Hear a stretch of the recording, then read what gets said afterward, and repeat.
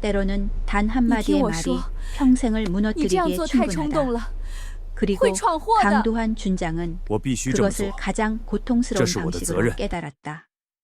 30년 동안 그는 군에 복무했다. 707 특수임무대, 위험한 임무들, 어깨에 걸린 준장의 별.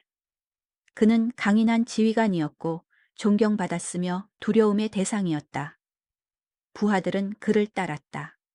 그가 모든 임무를 완수할 수 있다는 것을 알았기 때문이다. 대부분의 사람들이 상상조차 할 수 없는 지옥을 통과했다. 그러던 어느 평범한 날, 감찰실에서 사건이 일어났다. 젊은 여자 감찰관이 일상적인 사안을 조사하고 있었다. 그녀는 녹음기를 가지고 있었다. 준장은 인내심을 잃었고 분노에 휩싸여 결코 입 밖에 내서는 안 될 말을 외쳤다. 감찰년들은 다 창녀. 그 말은 테이프에 기록되었다. 1시간 만에 조사는 중단되었다. 저녁이 되자 군단장에게 보고가 들어갔다. 일주일 만에 그의 별은 박탈되었다. 한 달 만에 그는 영원히 군을 떠났다. 하지만 이것은 한 남자가 어떻게 추락했는지에 대한 이야기가 아니다. 그 이후에 무슨 일이 일어나는지에 대한 이야기다. 텅 빈 관사. 무슨 말을 해야 할지 모르는 아내. 눈길을 돌리는 후배 장교들. 그가 명예라고 믿었던 것과 실제로 그가 남긴 고통 사이의 깊은 골. 평생 동안 그는 폐쇄된 군대 세계에서 지휘하는 법을 배웠다. 이제 그는 훨씬 더 어려운 것에 직면해야 한다.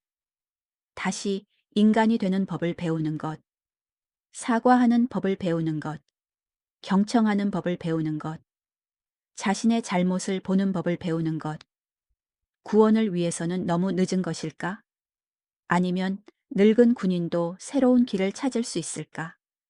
강도하는 58세였다. 정년까지 정확히 3년이 남아 있었다. 그의 사무실 벽에는 30년의 세월이 걸려 있었다.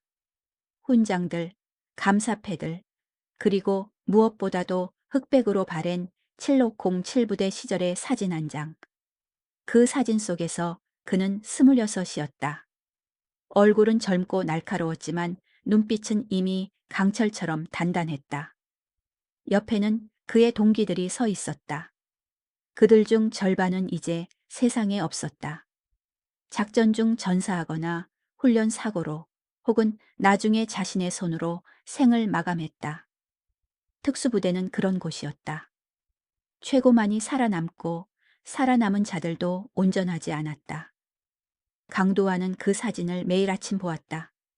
그것은 그에게 자신이 어디서 왔는지, 무엇을 위해 살아왔는지 상기시켜 주었다. 동료의 희생, 임무 완수. 이것이 그의 삶을 정의하는 가치들이었다. 그의 아내 이민정은 55세였다. 그들은 32년 전에 결혼했다. 강도환이 중위였을 때 친구의 소개로 만났다. 민정은 초등학교 교사였다. 조용하고 침착한 여자로 군인의 아내가 된다는 것이 무엇을 의미하는지 이해했다. 잦은 이동, 긴 부재, 말할 수 없는 임무들. 그녀는 불평하지 않았다. 아니, 적어도 그는 그렇게 생각했다.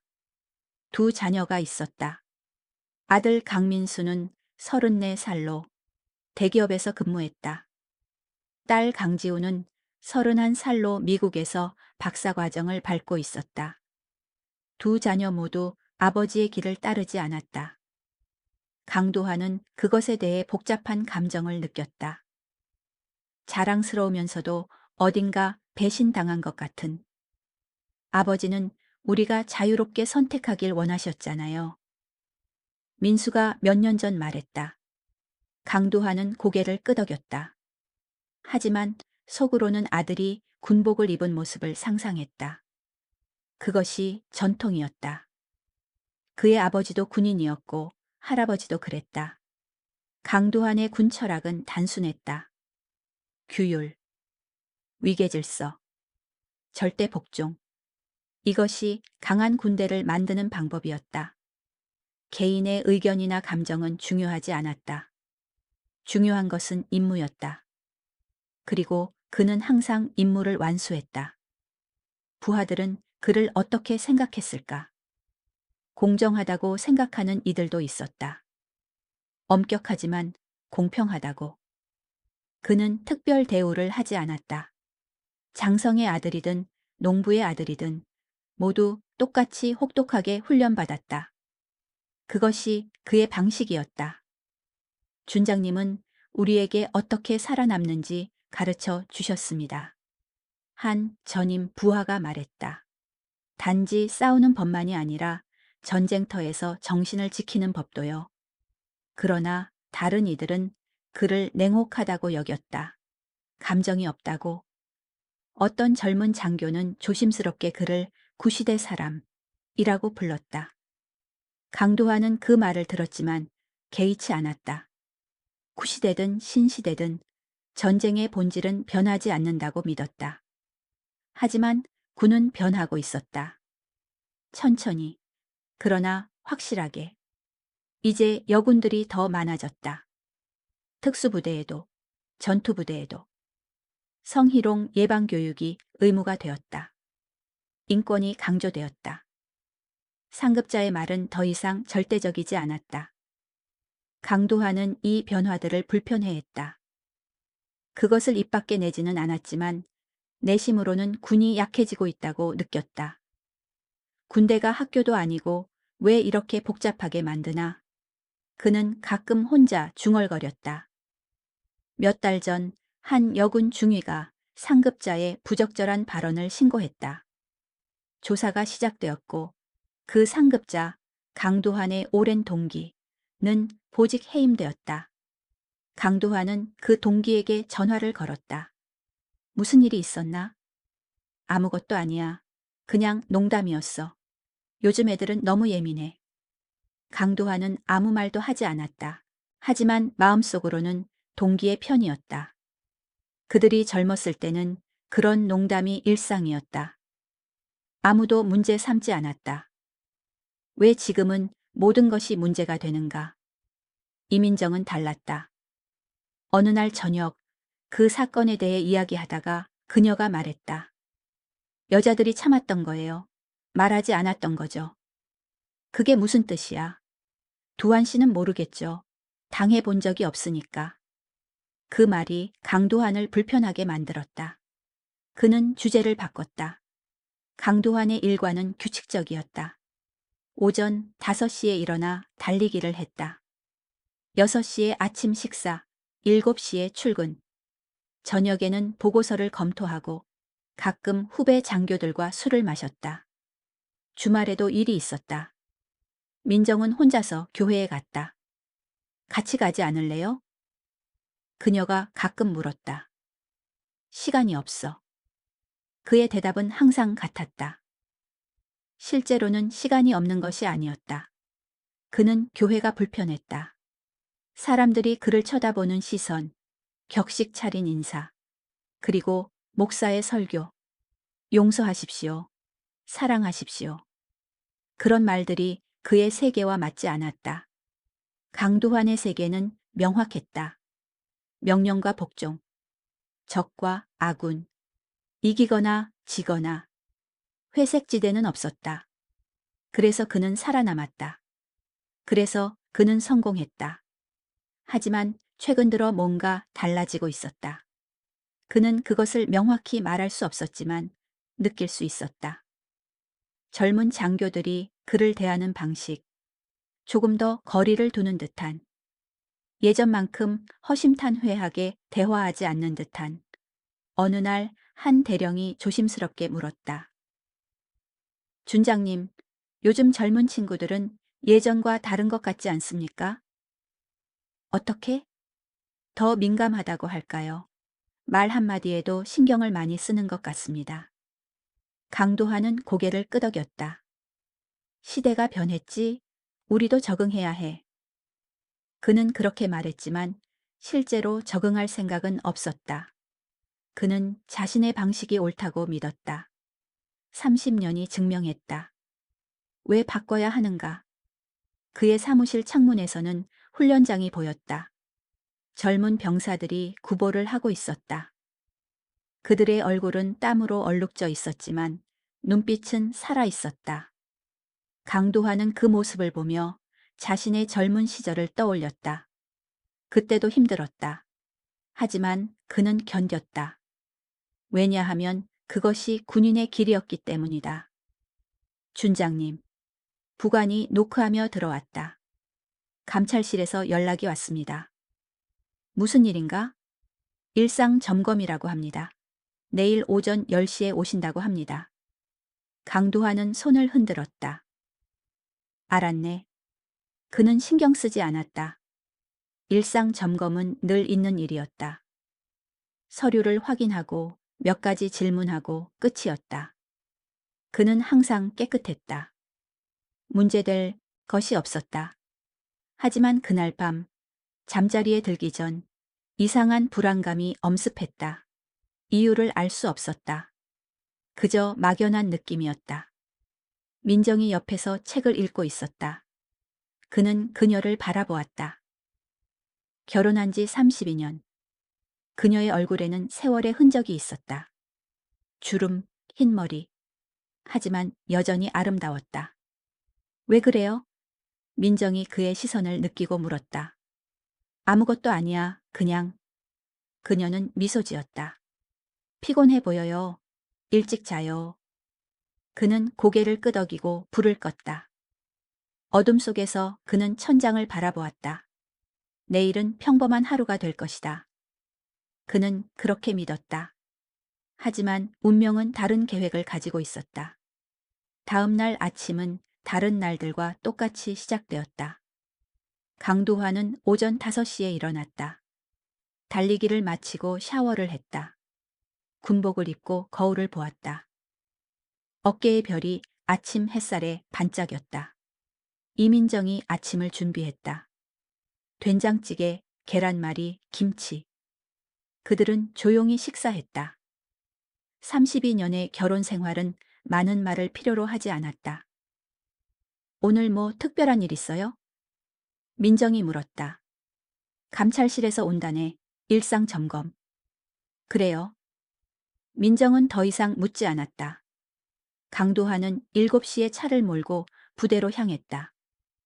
도로는 한산했다. 라디오에서는 아침 뉴스가 흘러나왔다. 정치, 경제, 사회. 그는 관심이 없었다. 그의 세계는 군대였다.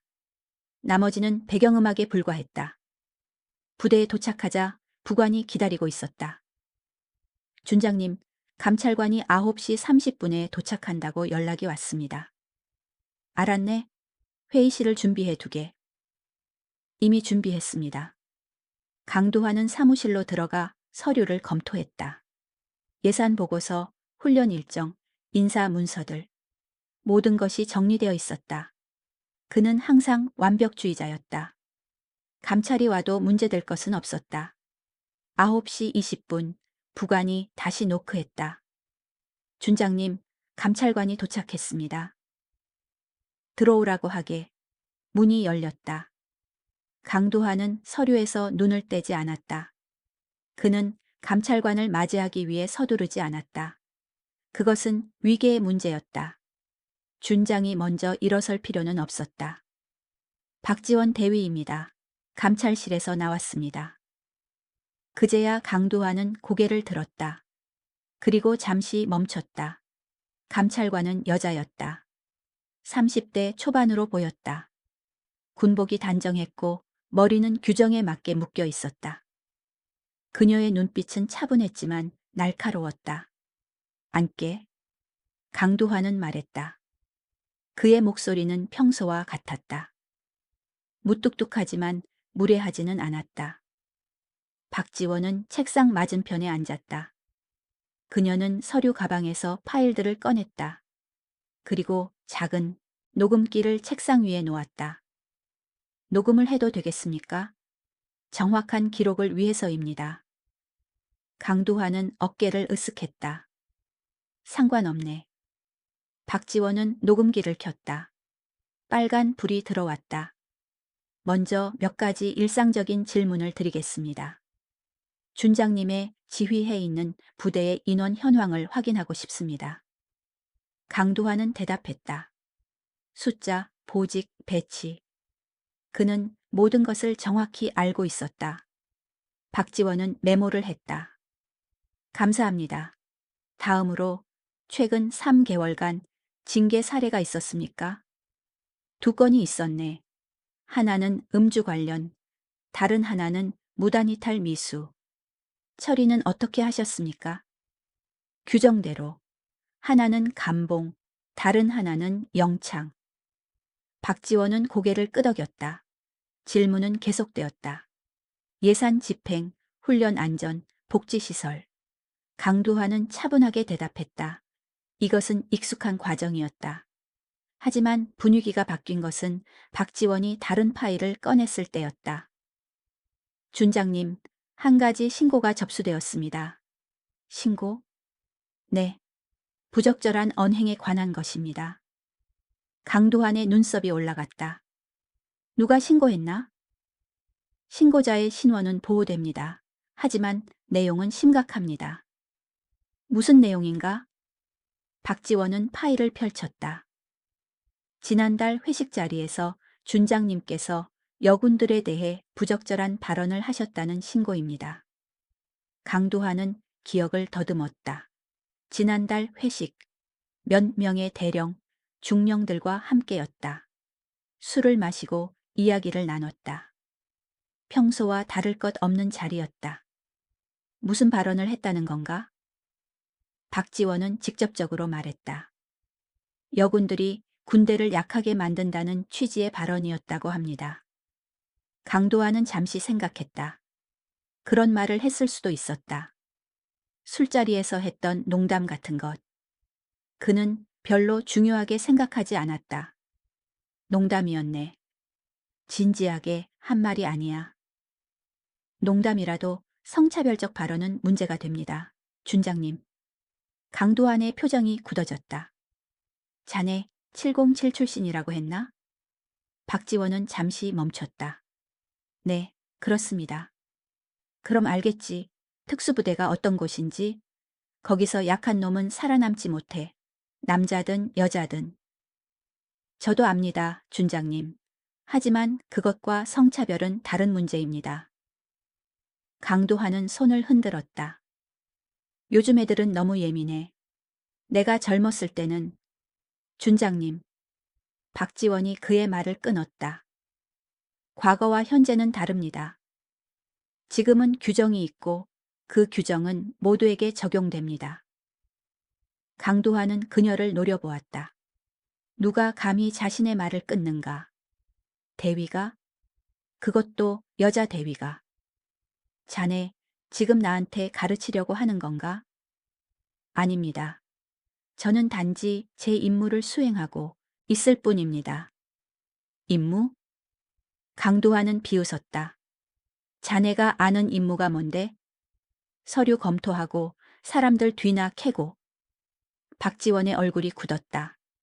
하지만 그녀는 침착함을 유지했다. 준장님, 감정적으로 대응하지 마시기 바랍니다. 감정적? 강도환의 목소리가 높아졌다. 내가 30년을 이 군대에 바쳤어. 자네 같은 애들이 태어나기도 전부터. 그런데 지금 와서 내가 뭘 잘못했다고? 저는 단지 닥쳐. 강도환은 책상을 쳤다. 서류들이 흩어졌다. 박지원은 움직이지 않았다. 그녀의 손은 녹음기 위에 있었다. 빨간불은 여전히 깜빡이고 있었다. 강도환은 일어섰다. 그의 얼굴은 붉게 달아올랐다.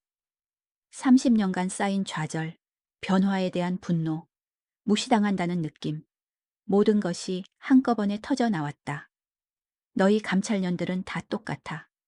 권력이나 휘두르면서 진짜 군인들 뒷다리나 잡고. 감찰년들은 다 창녀나 다름없어. 순간 방 안의 공기가 얼어붙었다. 박지원은 천천히 녹음기를 껐다. 빨간불이 꺼졌다. 그녀는 침착하게 서류들을 정리했다. 가방에 넣었다. 그리고 일어났다. 준장님의 발언은 모두 기록되었습니다. 보고서를 작성하겠습니다. 그제야 강도하는 자신이 무슨 말을 했는지 깨달았다. 그의 분노가 식으면서 차가운 현실이 밀려왔다. 잠깐, 실례하겠습니다. 박지원은 경례를 했다. 정확하고 기계적인 경례였다. 그리고 문을 열고 나갔다. 강도하는 혼자 남았다. 사무실은 조용했다. 너무 조용했다. 그는 자리에 앉았다. 손이 떨렸다. 무슨 일이 일어난 건가? 방금 자신이 뭐라고 한 건가? 감찰년들은 다 창녀. 그 말이 녹음되었다. 증거로 남았다. 지울 수 없었다. 강도하는 머리를 감쌌다. 가슴이 두근거렸다. 이것은 실수였다. 큰 실수였다. 하지만 어떻게 해야 할지 몰랐다. 부관이 노크도 없이 들어왔다. 그의 얼굴은 창백했다. 준장님, 밖에서 다 들렸습니다. 강도하는 아무 말도 하지 못했다. 제가 뭘 도와드릴까요? 아니, 강도하는 손을 흔들었다. 혼자 있고 싶네. 부관은 망설이다가 나갔다. 강도하는 창밖을 바라보았다. 훈련장에서는 여전히 병사들이 뛰고 있었다. 그들 중 몇몇은 여군이었다. 그들도 똑같이 땀을 흘리고 있었다. 그는 전화기를 집어들었다. 민정에게 전화하려고 했다. 하지만 무슨 말을 해야 할지 몰랐다. 수화기를 내려놓았다. 시간이 느리게 흘렀다. 오전 10시, 11시. 점심때가 되었지만 그는 사무실을 나가지 않았다. 식욕이 없었다. 오후 2시 전화벨이 울렸다. 강도한 준장입니다. 준장님, 군단장님, 비서실입니다. 군단장님께서 내일 오전 9시에 뵙고 싶어 하십니다. 강도한의 심장이 내려앉았다. 무슨 일로? 그건 제가 모르겠습니다. 다만 꼭 오시라고 하셨습니다. 알겠습니다. 전화를 끊자마자 강도한은 알았다. 박지원이 이미 보고한 것이다. 빠르게, 효율적으로. 그는 하루가 어떻게 지나갔는지 기억하지 못했다. 저녁이 되어 집에 돌아왔다. 민정이 저녁을 준비하고 있었다. 일찍 왔네요? 응. 강도하는 소파에 주저앉았다. 민정이 그의 표정을 보았다. 무슨 일 있어요? 아니, 아무것도. 거짓말하지 마요. 당신 얼굴 보면 알아요. 강도하는 한숨을 쉬었다. 감찰 조사가 있었어. 그래서요? 내가 실수를 했어. 민정은 그의 옆에 앉았다. 무슨 실수? 강도하는 말하고 싶지 않았다. 하지만 어차피 곧 알게 될 것이었다. 그는 천천히 말했다. 감찰관이 왔고 질문을 했고 자신이 화를 냈고 뭐라고 했는데요? 강도하는 침묵했다. 두한 씨, 대체 뭐라고 한 거예요? 나도 모르게 입에서 나왔어. 감찰년들은 그는 말을 멈췄다. 민정의 얼굴이 굳었다. 설마 그런 말을 한 건 아니죠? 강도하는 고개를 숙였다. 미쳤어요? 어떻게 그런 말을 할 수가 있어요? 분노를 참지 못했어.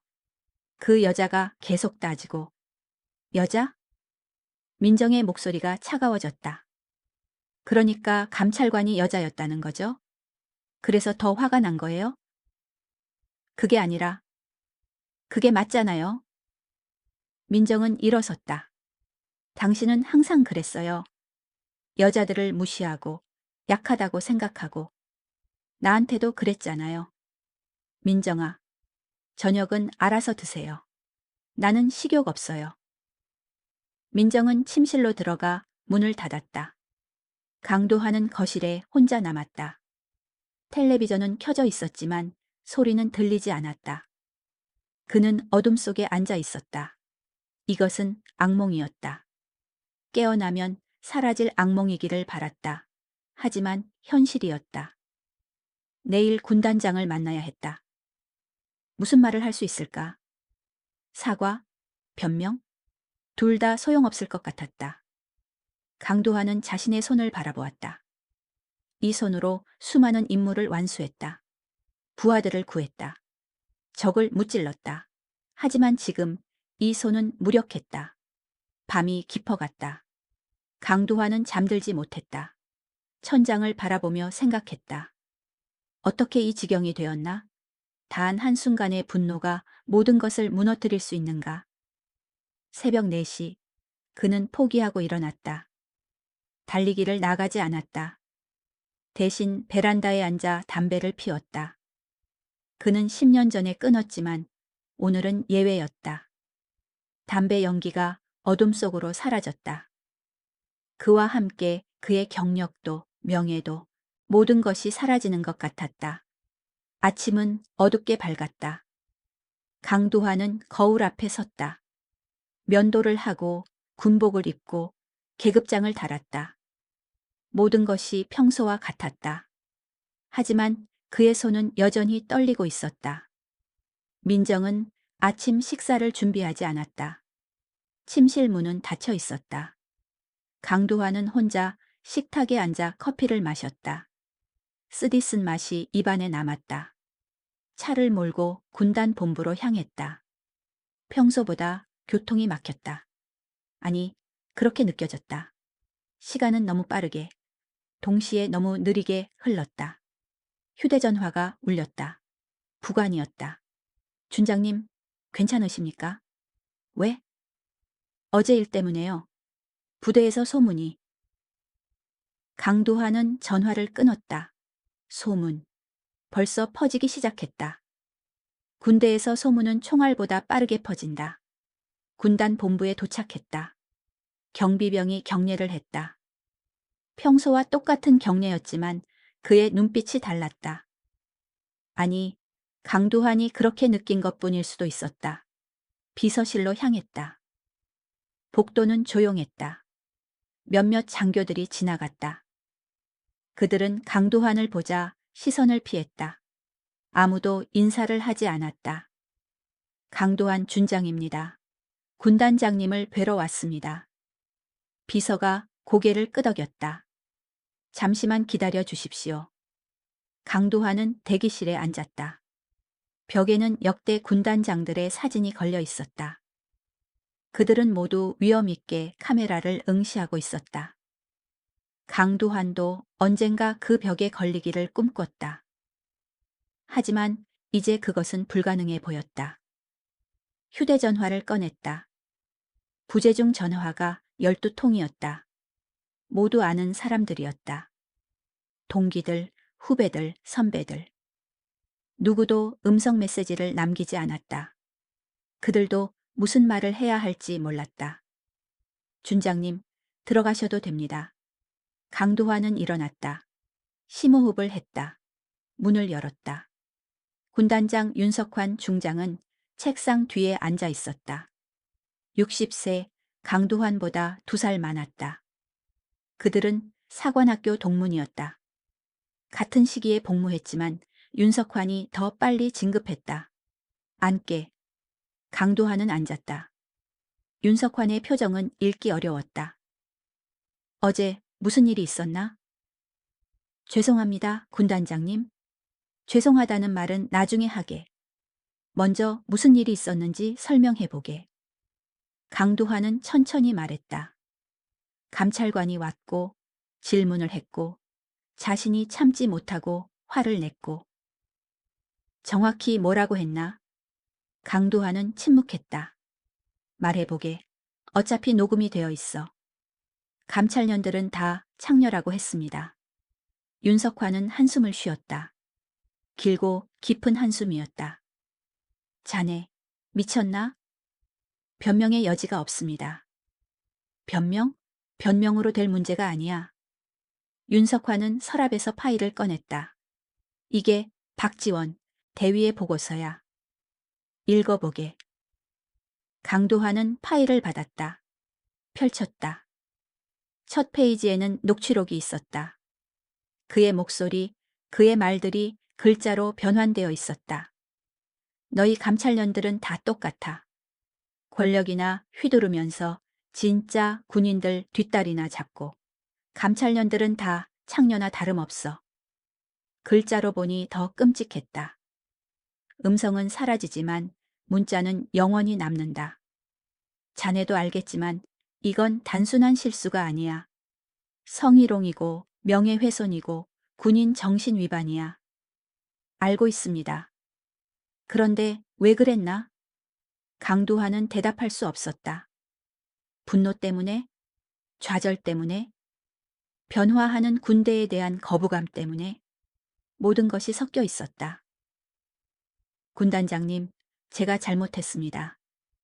하지만 30년간 제가 해온 일들을 생각해 주십시오. 한 번의 실수로. 한 번? 윤석환이 그의 말을 끊었다. 자네, 이게 처음이라고 생각하나? 강도환은 멈췄다. 지난 2년간 자네에 대한 비공식 불만이 얼마나 많았는지 아나? 8건이야. 모두 여군들에 대한 부적절한 발언이었어. 그때마다 내가 덮었어. 왜?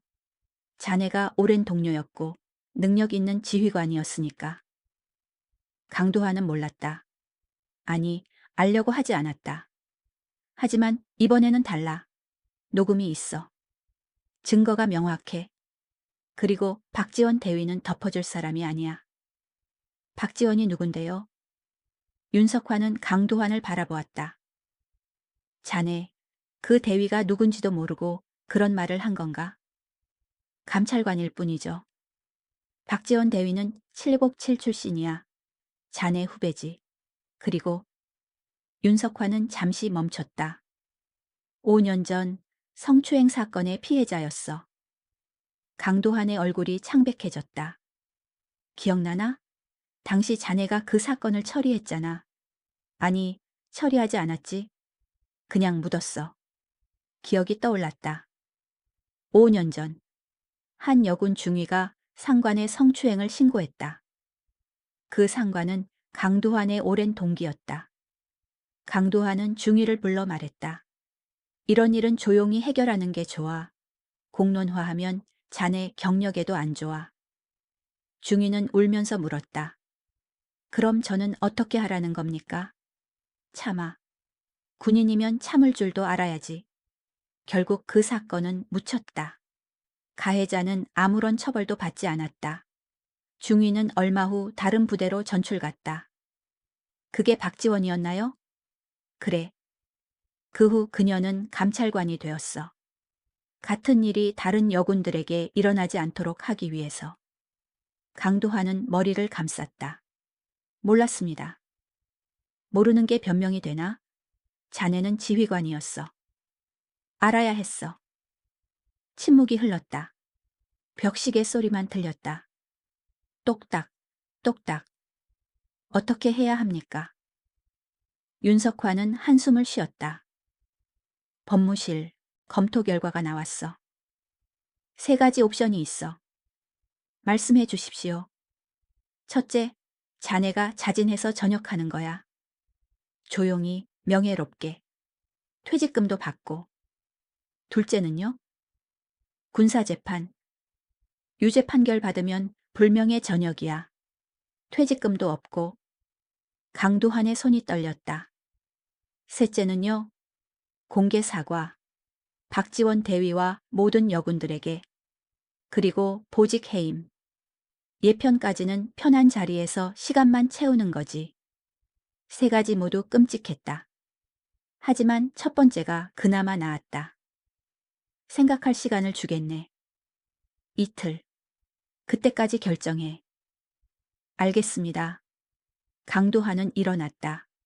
경례를 했다. 윤석환은 경례를 받지 않았다. 밖으로 나왔다. 복도는 여전히 조용했다. 하지만 이제 그는 모든 시선을 느낄 수 있었다. 수군거림, 속삭임. 채 앉아 시동을 걸었다.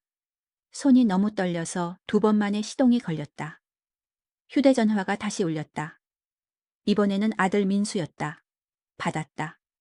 아버지, 민수야. 인터넷에 기사 떴어요. 강도환의 심장이 멎었다. 뭐? 아버지 일이요. 익명이지만 다들 알아요. 댓글이 아버지? 대체 무슨 일이 있었어요? 나중에 설명할게. 나중에요? 아버지, 우리 가족이 망신당하고 있어요. 회사에서 동료들이 저를 쳐다보는 눈빛이 제발 뭐라도 해보세요. 미안하다. 미안하다고요? 그게 다예요? 민수의 목소리가 떨렸다. 평생 군인의 아들로 살면서 자랑스러웠어요.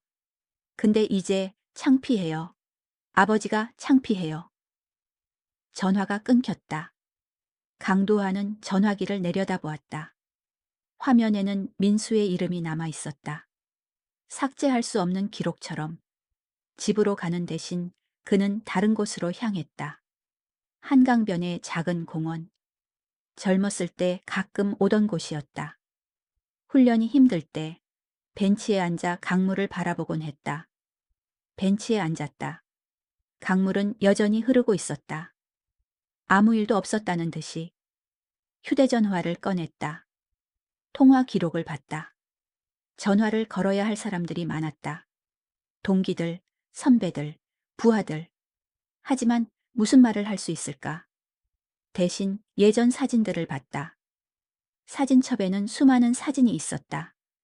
졸업식, 첫 임관, 결혼식, 아이들이 태어났을 때, 진급식들. 한 장의 사진에서 멈췄다. 20년 전 사진이었다. 797 훈련소에서 찍은 단체 사진. 강도환은 앞줄 중앙에 서 있었다. 대위 계급장을 달고 있었다. 얼굴은 자신감으로 빛났다. 그 옆에 젊은 여군 소희가 서 있었다. 이름이 기억나지 않았다. 하지만 그녀의 표정은 기억났다. 단호하고 자랑스러웠다. 707에 선발된 첫 여군 중 하나였다. 그때 강도환은 그녀를 보며 생각했다. 얼마나 버틸까? 하지만 그녀는 버텼다. 훈련을 통과했다. 임무도 완수했다. 강도환은 그것을 인정하지 않으려 했다. 여자라서가 아니라 자신의 믿음이 틀렸음을 인정하기 싫었기 때문이다. 전화가 울렸다. 낯선 번호였다. 받았다. 강도환 준장님이십니까? 누구십니까? 기자입니다. 최근 사건에 대해 한 말씀. 강도환은 전화를 끊었다. 그리고 전화기를 꺼버렸다. 해가 기울기 시작했다. 공원에는 사람들이 하나둘 나타났다. 산책하는 노부부, 뛰는 젊은이들, 자전거를 타는 아이들. 평범한 일상이 계속되고 있었다. 강도환만 멈춰 있었다. 저녁이 되어 집으로 돌아왔다. 민정은 거실에 앉아 있었다. 텔레비전이 켜져 있었지만 소리는 꺼져 있었다. 뉴스 봤어요. 민정이 말했다. 그녀의 목소리는 차가웠다. 미안해. 미안하다는 말로 되는 게 아니에요. 민정은 그를 바라보았다. 그녀의 눈에는 눈물이 고여 있었다. 왜 그런 말을 했어요? 대체 왜? 나도 몰라. 거짓말. 당신은 항상 알아요. 당신은 모든 걸 계획하고 통제하고 계산하는 사람이에요. 그런데 갑자기 모른다고요? 강도환은 아무 말도 하지 못했다. 솔직히 말해봐요. 당신은 정말로 여자들을 그렇게 생각하나요? 나도요? 지우도요? 아니야. 그럼 왜 그런 말이 나온 거예요? 강도환은 소파에 주저앉았다. 분노했어. 통제력을 잃었어. 그 여자가 박대위가 계속 따지고 규정이 어쩌고 나를 마치 범죄자처럼 대하고 그래서 창녀라고 불렀다고요? 민정의 목소리가 높아졌다. 당신이 그녀를 범죄자처럼 대했잖아요. 민정아, 제발, 제발요? 뭘 제발이에요? 민정은 울기 시작했다. 32년을 당신과 살았어요. 당신의 부재를 참았고 외로움을 참았고 당신이 가족보다 군대를 더 사랑한다는 걸 알면서도 참았어요. 왜? 당신을 믿었으니까요. 당신이 좋은 사람이라고 옳은 일을 한다고 믿었어요. 그녀는 눈물을 닦았다. 근데 이제 보니까 당신은 그냥 겁쟁이에요. 변화가 무서워서, 권력을 잃을까봐 무서워서, 여자들한테 지는 게 무서워서 그런 말을 한 거예요. 그게 아니야. 그럼 뭔데요? 설명해 봐요. 강도화는 할 말이 없었다. 민정의 말이 맞았다. 모든 것이 맞았다. 다음 날 아침 강도화는 사무실에 가지 않았다. 처음으로 병가를 냈다. 30년 만에 처음이었다. 집에 혼자 있었다. 민정은 학교에 갔다. 쉬어요. 생각 좀 해봐요. 그녀가 떠나기 전에 말했다. 목소리에는 분노와 실망이 섞여 있었다. 거실의 유리 진열장 앞에 섰다. 안에는 그의 훈장과 메달이 가지런히 놓여 있었다. 화랑 무공훈장, 충무 무공훈장, 그리고 수많은 표창들. 각각은 특정한 순간, 특정한 임무, 특정한 희생을 대표했다. 그는 진열장 문을 열었다. 훈장 하나를 꺼냈다. 15년 전 받은 것이었다. 아프가니스탄 파병 때였다. 부하 셋을 구하고 자신은 다쳤다. 왼쪽 어깨에 아직도 총상 흔적이 남아 있었다. 그날 밤 병원에서 민정이 울었다. 제발 조심해요. 애들 생각해요. 하지만 강도화는 웃었다. 이게 내 일이야. 이게 군인이야. 그는 영웅이었다. 신문에도 났다. 부대원들은 그를 존경했다. 이제 그 훈장들이 무엇을 의미하는가? 그것들이 그의 한마디 실언을 지워줄 수 있는가? 전화벨이 울렸다. 화면을 보니 정재훈이었다. 사관학교 동기이자 평생 친구였다. 지금은 예편하고 사업을 하고 있었다. 받았다. 재훈아. 두하나 괜찮아? 아니 괜찮지 않아. 뉴스 봤어. 인터넷도 난리야. 너 어떻게 할 거야? 모르겠어. 정재훈은 한숨을 쉬었다. 형, 솔직히 말할게. 너 큰일 났어. 알아. 아니, 모를걸. 요즘 시대가 어떤 시대인데. 미투 운동 이후로 이런 거 절대 안 넘어가. 특히 너는 준장이잖아. 공인이야. 그래서 어쩌라고? 사과해. 제대로, 진심으로. 정재훈의 목소리가 진지해졌다. 자존심 버리고 머리 숙여. 그게 유일한 길이야. 사과한다고 용서받을까? 모르지. 하지만 안 하면 확실히 끝이야. 전화를 끊은 후 강도화는 소파에 앉았다. 사과. 그 단어가 낯설었다. 군대에서 상급자는 사과하지 않는다. 명령하고 지시하고 때로는 질책하지만 사과하지 않는다. 하지만 이제 상급자가 아니었다. 그저 실수한 사람일 뿐이었다. 오후가 되어 부관에게서 문자가 왔다. 준장님, 내일 군단장님께서 긴급회의를 소집하셨습니다. 준장님도 참석하셔야 합니다. 강도화는 답장을 보냈다. 알겠네. 긴급회의.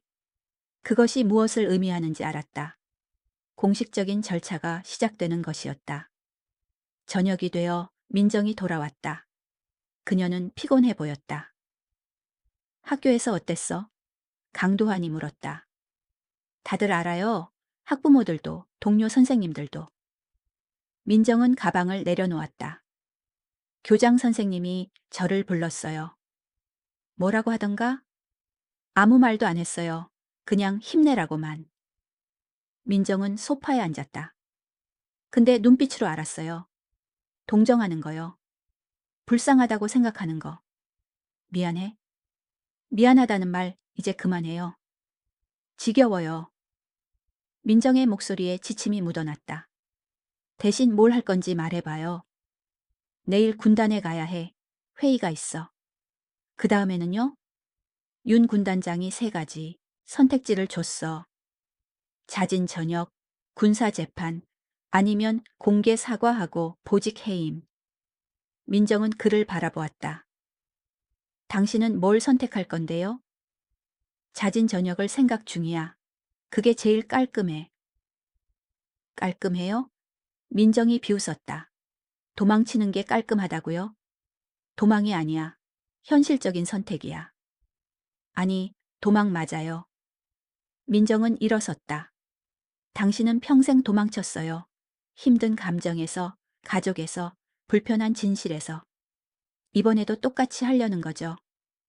내가 언제요? 민정의 눈에서 눈물이 흘렀다.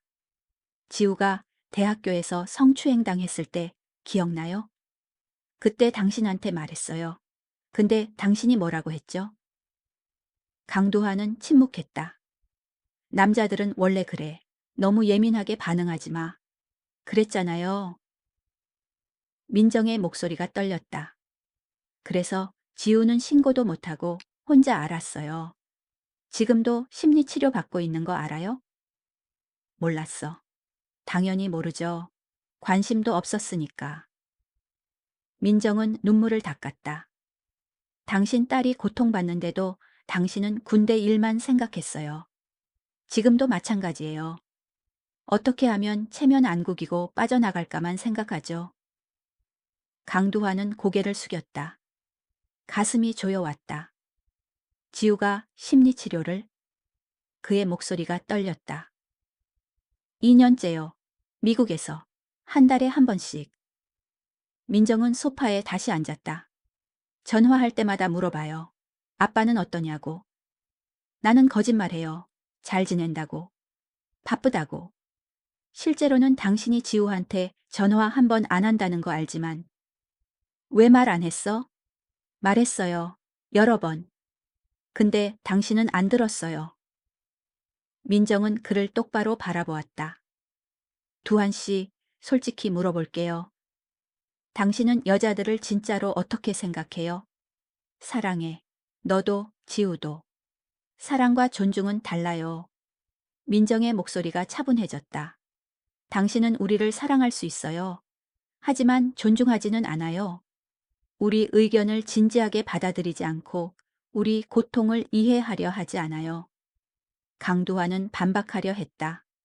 하지만 할 말이 없었다. 민정의 말이 맞았다. 침묵이 흘렀다. 벽시계만 째깍거렸다. 내일 회의 가서 강두환이 입을 열었다. 공개 사과 선택해요. 민정이 그의 말을 끊었다. 뭐? 도망치지 말고 제대로 사과해요.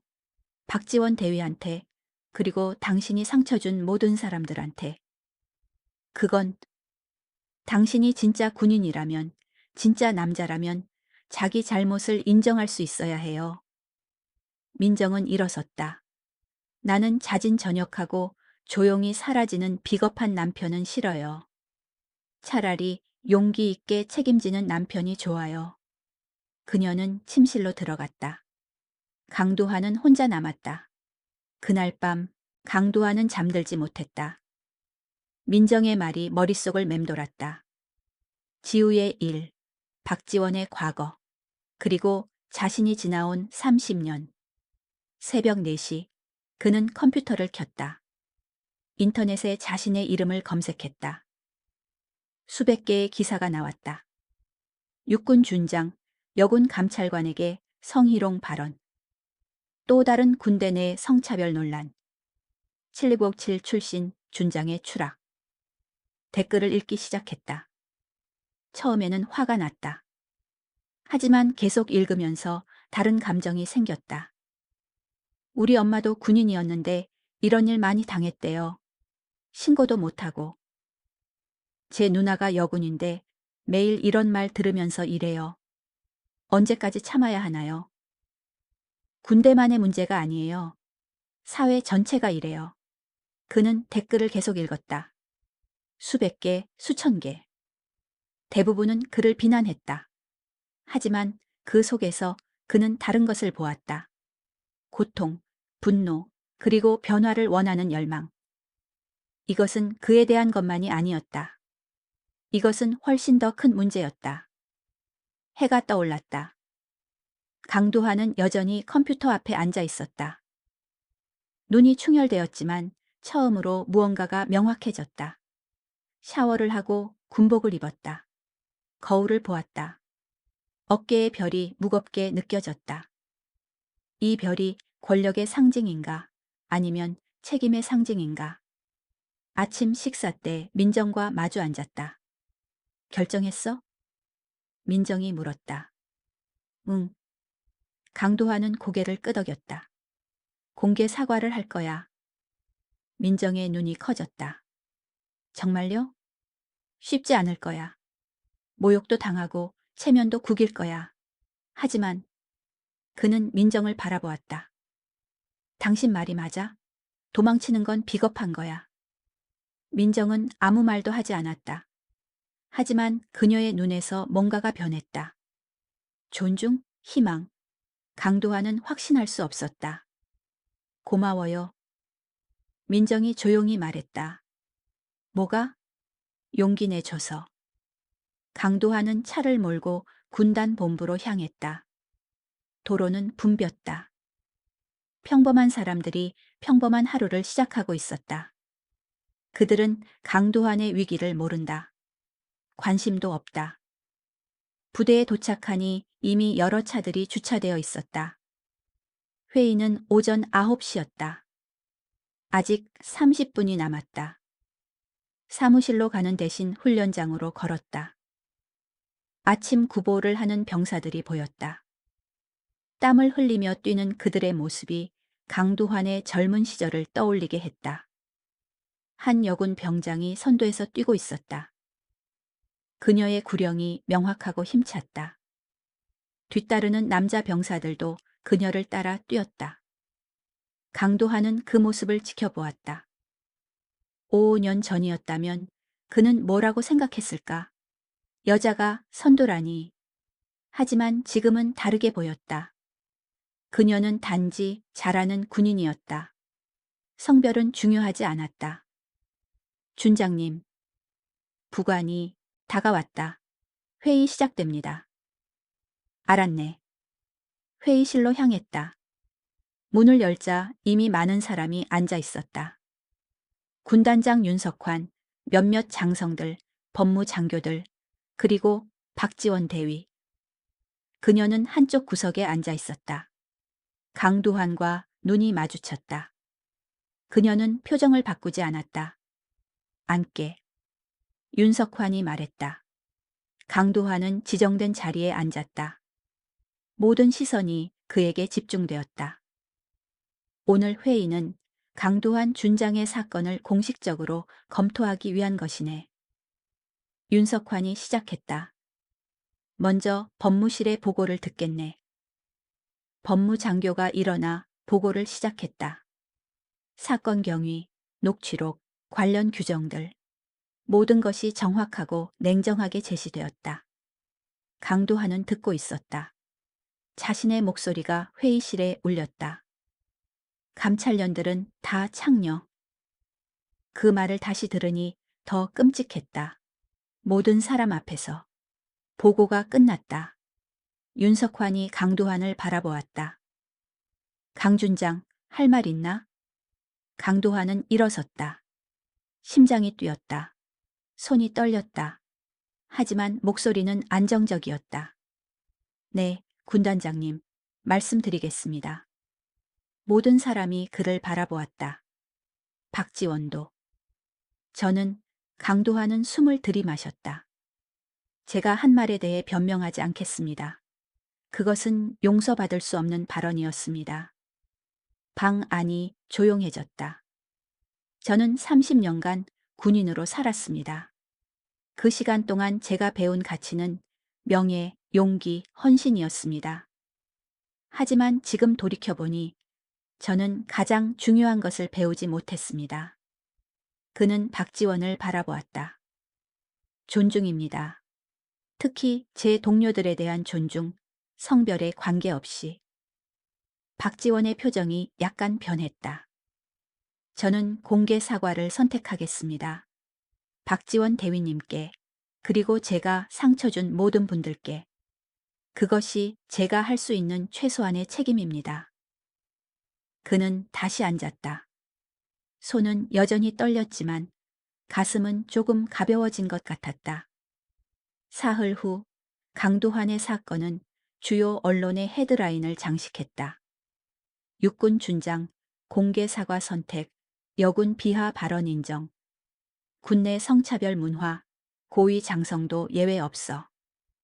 7레입 7 출신 준장의 몰락과 선택. 강도환은 신문을 펼쳐 들었다. 자신의 얼굴 사진이 크게 실려 있었다. 군복을 입은 공식 사진이었다. 그 옆에는 기사가 길게 이어졌다. 강도환 준장은 30년의 군 경력을 가진 베테랑 지휘관이다. 707 특수임무대 출신으로 여러 해외 파병 임무를 성공적으로 완수했다. 하지만 그의 화려한 경력은 단 한마디의 발언으로 치명타를 입었다. 민정이 커피를 가져왔다. 그녀는 신문을 보더니 한숨을 쉬었다. 많이 나왔네요. 응. 강도환은 신문을 내려놓았다. 예상했던 일이야. 댓글은 안 봤어요? 봤어. 어젯밤에. 댓글들은 양분되어 있었다. 절반은 여전히 그를 비난했다. 사과한다고 끝? 너무 쉽게 넘어가는 거 아니야? 다른 절반은 조심스럽게 인정했다. 최소한 책임은 지려고 하네. 도망가지 않은 건 평가할 만해. 하지만 가장 가슴에 와닿은 댓글은 한 여군이 쓴 것이었다. 저도 군인입니다. 매일 이런 말을 들으며 일합니다. 준장님의 사과가 진심인지는 모르겠습니다. 하지만 최소한 들으려고 한다는 건 알겠습니다.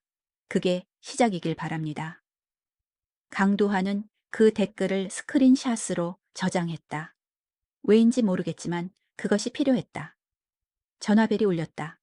아들 민수였다. 아버지, 민수야. 기사 봤어요. 공개 사과 선택하셨네요. 그래. 잠시 침묵이 흘렀다. 잘하신 것 같아요. 민수의 목소리가 조금 부드러워졌다. 쉽지 않으셨을 텐데. 강도환의 가슴이 뜨거워졌다. 고맙다. 회사에서는 여전히 힘들어요. 하지만 어제 한 동료가 말하더라고요. 최소한 아버지는 도망가지 않으셨다고. 그 말이 위로가 됐어요. 민수야, 미안하다. 너한테 짐을 지웠어. 괜찮아요. 저도 이제 어른이에요. 감당할 수 있어요. 민수는 잠시 망설이다 말했다. 아버지, 지우 언니랑 통화해 보셨어요? 아직. 전화 드려보세요. 언니도 기다리고 있을 거예요. 전화를 끊은 후 강도환은 지우의 번호를 바라보았다. 손가락이 화면 위에 머물렀지만 누르지 못했다. 무슨 말을 해야 할까? 대신 그는 컴퓨터를 켰다. 해야 할 일이 있었다. 공개 사과문을 작성하기 시작했다. 처음에는 형식적인 문장들이 나왔다. 본인은 깊이 반성하며 재발 방지를 위해 노력하겠습니다. 하지만 그것들은 공허했다. 진심이 담기지 않았다. 그는 모든 것을 지우고 다시 시작했다. 이번에는 다르게 접근했다. 박지원 대위님께 저는 당신을 몰랐습니다. 아니, 알려고 하지 않았습니다. 당신이 누구인지, 무엇을 겪었는지, 왜 감찰관이 되었는지. 5년 전 제가 당신의 사건을 묵인했을 때 저는 그것이 작은 일이라고 생각했습니다. 군대에는 더 중요한 일들이 있다고 믿었습니다. 하지만 당신에게는 작은 일이 아니었습니다. 그것은 당신의 삶을 바꾼 사건이었습니다. 손이 멈췄다. 눈물이 흘렀다. 30년 만에 처음 우는 것 같았다. 민정이 들어왔다. 그의 어깨를 보고 놀라 다가왔다. 두한 씨? 나는 정말 몰랐어. 강도환의 목소리가 떨렸다. 얼마나 많은 사람들을 다치게 했는지. 민정은 그의 등을 토닥였다. 말없이. 그저 그곳에 있어 주었다. 한참 후 강도환은 다시 사과문을 쓰기 시작했다. 이번에는 진심이 담겼다. 이틀 후 그는 법무실로부터 편지를 받았다. 공개 사과 절차에 대한 안내였다. 사과는 두 단계로 진행됩니다. 첫째, 박지원 대위와의 직접 면담. 둘째, 전체 여군 장교들 앞에서의 공개 사과. 강도환은 편지를 읽고 또 읽었다. 박지원과 직접 만나야 한다. 그 생각만으로도 두려웠다. 그날 저녁 오랜 친구 정재훈이 찾아왔다. 그는 소주 2병을 들고 왔다. 마시자. 오늘은 마셔야 할 것 같아서. 둘은 거실 바닥에 앉아 술을 따랐다. 공개 사과 선택했다며? 정재훈이 물었다. 응? 왜? 도망치기 싫어서. 정재훈은 잔을 들었다. 자네답지 않은 선택인데? 자네는 항상 실용적이었잖아. 감정보다 논리를. 나이 들어서 그런가 봐. 감정이 논리를 이기네. 둘은 잔을 부딪혔다. 근데 말이야. 정재훈이 조심스럽게 말했다. 정말 후회 안 해? 30년 경력이 한순간에 무너진 거잖아. 후회하지. 강도환은 솔직하게 말했다. 매 순간 후회해. 그 말만 안 했어도 그냥 참았으면. 그럼 왜 공개 사과를? 참는 게 문제였어. 강도환은 술을 마셨다. 30년을 참으며 살았어. 불편한 진실을, 변화를, 내 잘못을. 그래서 이렇게 됐어. 정재훈은 고개를 끄덕였다. 알겠어. 자네가 뭘 하든 내가 응원할게. 고맙다. 근데 박지원 대위 만나는 거 두렵지 않아? 두렵지. 엄청. 강도환은 웃었다. 전쟁터보다 더 무서워. 전쟁터에서는 적이 누군지 명확하잖아. 근데 이번에는 적이 자기 자신이니까. 그 말이 정확했다. 강도환의 진짜 적은 박지원이 아니었다. 변화를 거부하는 자기 자신이었다. 다음 날 아침 강도환은 법무실로부터 전화를 받았다. 준장님, 박 대위께서 내일 오후 2시에 만날 수 있다고 하셨습니다. 어디서? 군단 본부 상담실입니다. 제3자로 법무장교 한 분이 배석할 예정입니다. 알겠습니다. 전화를 끊고 강도환은 한참을 멍하니 앉아 있었다. 내일 24시간 후 민정에게 말했다. 내일 박대위를 만나. 준비됐어요? 아니, 하지만 해야지. 그날 밤 강도환은 또 다른 편지를 받았다. 이번에는 이메일이었다. 발신자는 김태현 대위. 그가 멘토링했던 젊은 장교였다. 준장님께 기사를 봤습니다. 놀랐습니다. 하지만 동시에 존경스러웠습니다. 저는 준장님 밑에서 많은 것을 배웠습니다. 전술, 리더십, 군인 정신. 하지만 솔직히 말씀드리면 준장님의 여군에 대한 태도는 항상 불편했습니다. 몇 번 말씀드리고 싶었지만 용기가 나지 않았습니다. 준장님께 실망하실까봐 혹은 제 경력에 영향을 미칠까봐. 하지만 이제 준장님께서 스스로 그것을 인정하셨습니다. 그게 얼마나 어려운 일인지 압니다. 저도 변하겠습니다. 준장님처럼 용기 있게. 김태현 드림. 강도환은 이메일을 읽고 또 읽었다. 김태현도 알고 있었다. 다른 부하들도 알고 있었을 것이다. 하지만 아무도 말하지 못했다. 그것이 위계였다. 그것이 군대 문화였다. 그는 답장을 썼다. 태현이에게 자네가 불편함을 느낀 게 당연해. 나도 이제야 그것을 이해해. 자네는 나보다 나은 지휘관이 되게. 부하들의 목소리를 듣는 지휘관이 되게. 그게 진짜 리더십이야. 강도환 답장을 보내고 나서 강도환은 처음으로 조금 평온함을 느꼈다. 다음 날 아침 그는 일찍 일어났다. 군복을 입고 면도를 하고 거울을 보았다. 오늘은 인생에서 가장 어려운 날이 될 것이다. 전쟁터에서 총알을 피하는 것보다, 적진에 침투하는 것보다 어려운 일, 자신의 잘못을 직접 마주하는 일. 민정이 아침을 준비했다. 많이 드세요. 힘 필요할 거예요. 고마워. 두한 씨. 민정이 그의 손을 잡았다.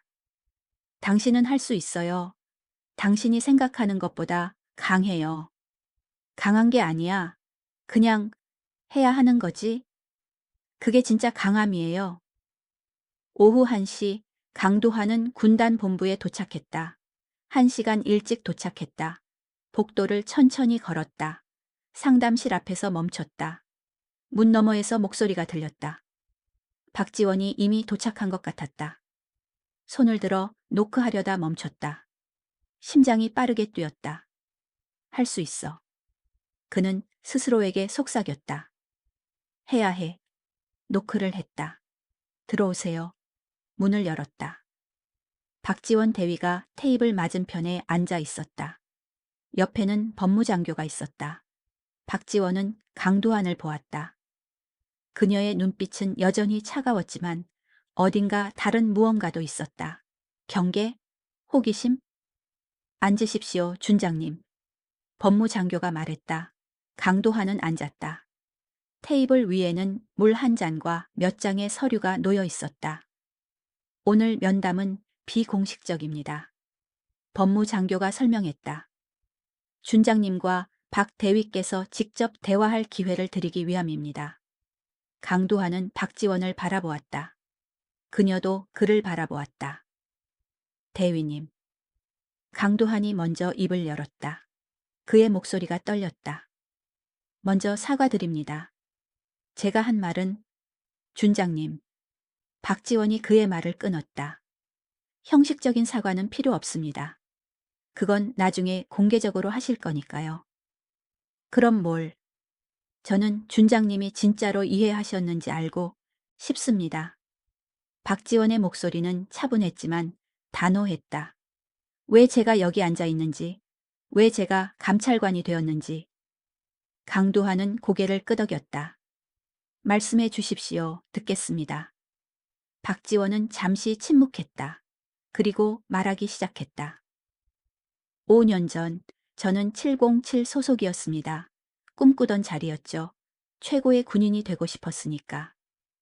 그녀의 목소리에 감정이 스며들었다. 그러다 한 선임이 저를 성추행했습니다. 처음에는 농담인 줄 알았어요. 군대 문화니까. 참아야 하는 거라고 생각했죠. 강도화는 듣고 있었다. 입을 열지 않았다. 하지만 계속됐어요. 그래서 신고했습니다. 준장님께. 박지원이 그를 똑바로 바라보았다. 준장님은 저한테 뭐라고 하셨죠? 강도하는 기억했다. 조용히 하라고 했습니다. 네. 그리고 제 경력을 생각하라고 하셨죠. 죄송합니다. 아직 끝나지 않았어요. 박지원의 목소리가 강해졌다. 그날 밤 저는 혼자 울었어요. 제가 선택한 길이 잘못된 건가 생각했죠. 군대가 저 같은 사람을 원하지 않는구나. 강도한의 가슴이 조였다. 그런데 다음 날 저는 다르게 생각했어요. 아니야, 군대가 변해야 해. 그래서 감찰관이 되기로 했어요. 다른 여군들이 제가 겪은 일을 겪지 않도록. 박지원은 잠시 멈췄다. 준장님, 저는 준장님을 증오하지 않아요. 화는 나지만요. 왜냐하면 준장님은 나쁜 사람이 아니니까요. 그냥 몰랐던 거죠. 맞습니다. 저는 몰랐습니다. 이제 아시나요? 강도화는 고개를 끄덕였다. 네, 이제 압니다. 박지원과의 면담은 2시간 동안 계속되었다.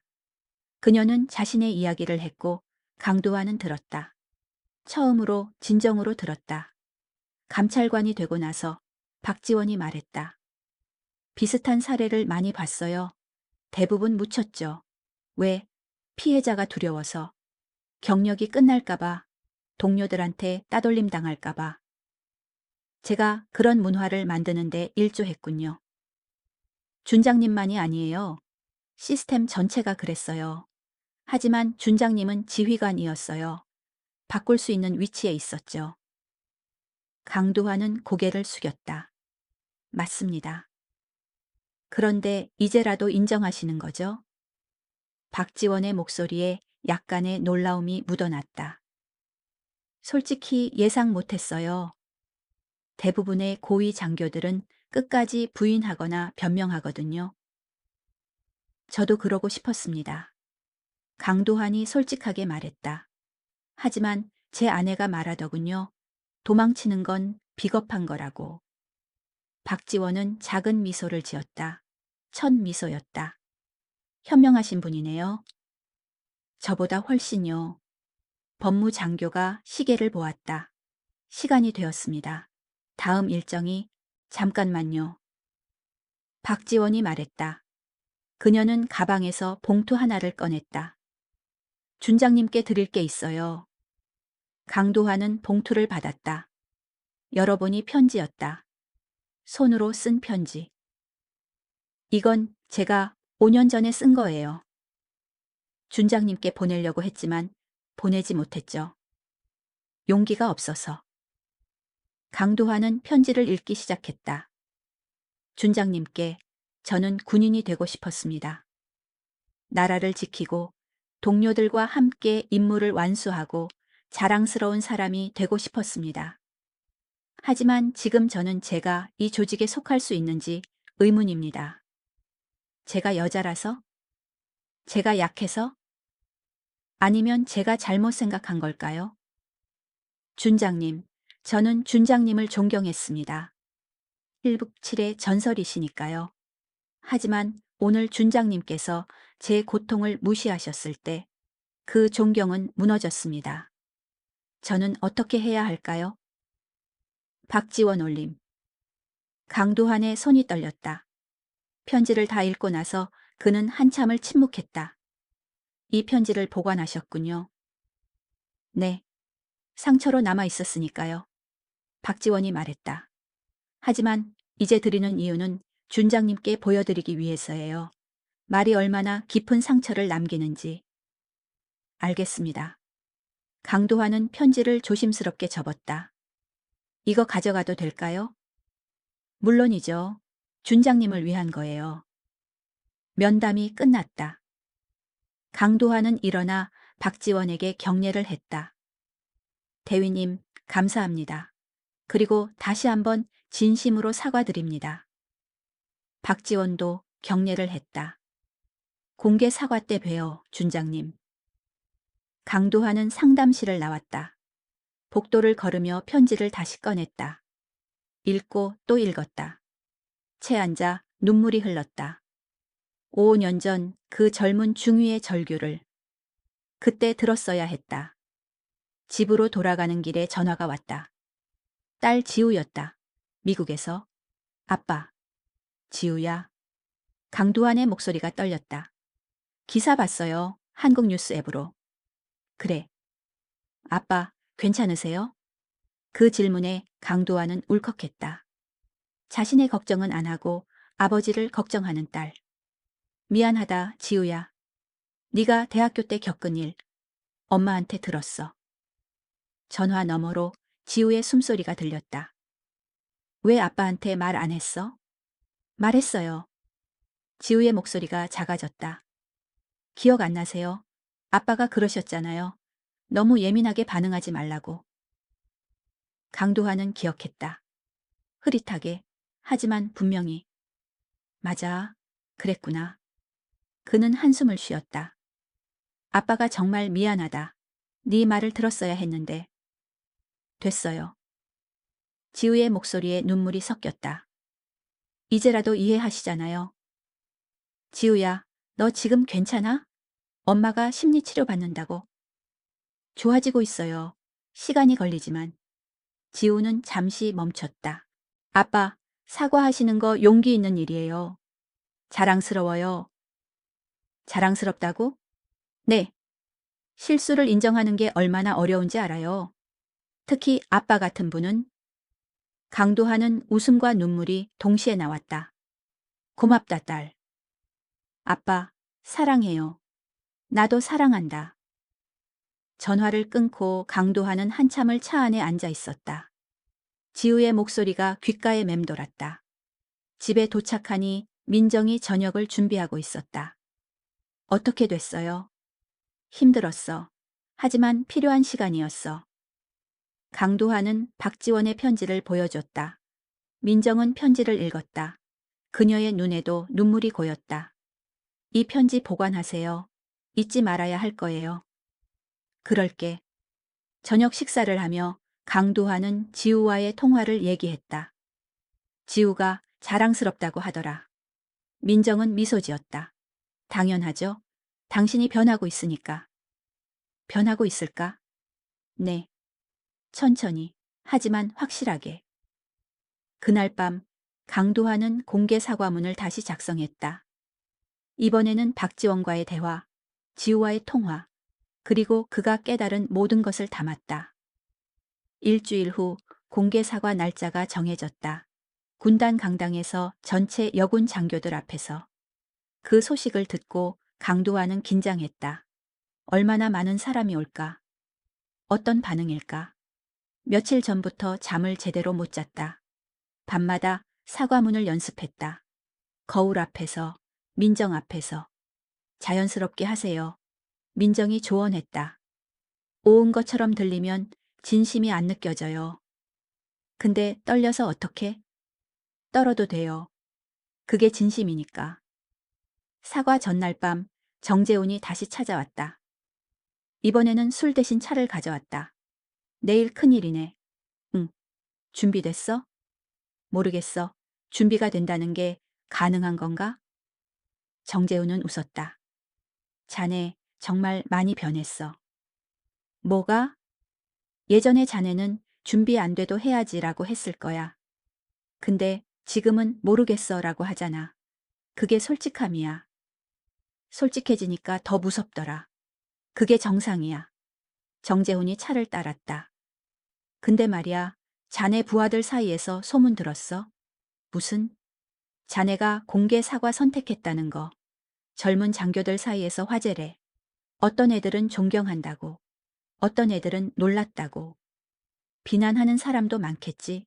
당연하지. 하지만 중요한 건 대화가 시작됐다는 거야. 군대 문화에 대해서, 리더십에 대해서. 강도하는 고개를 끄덕였다.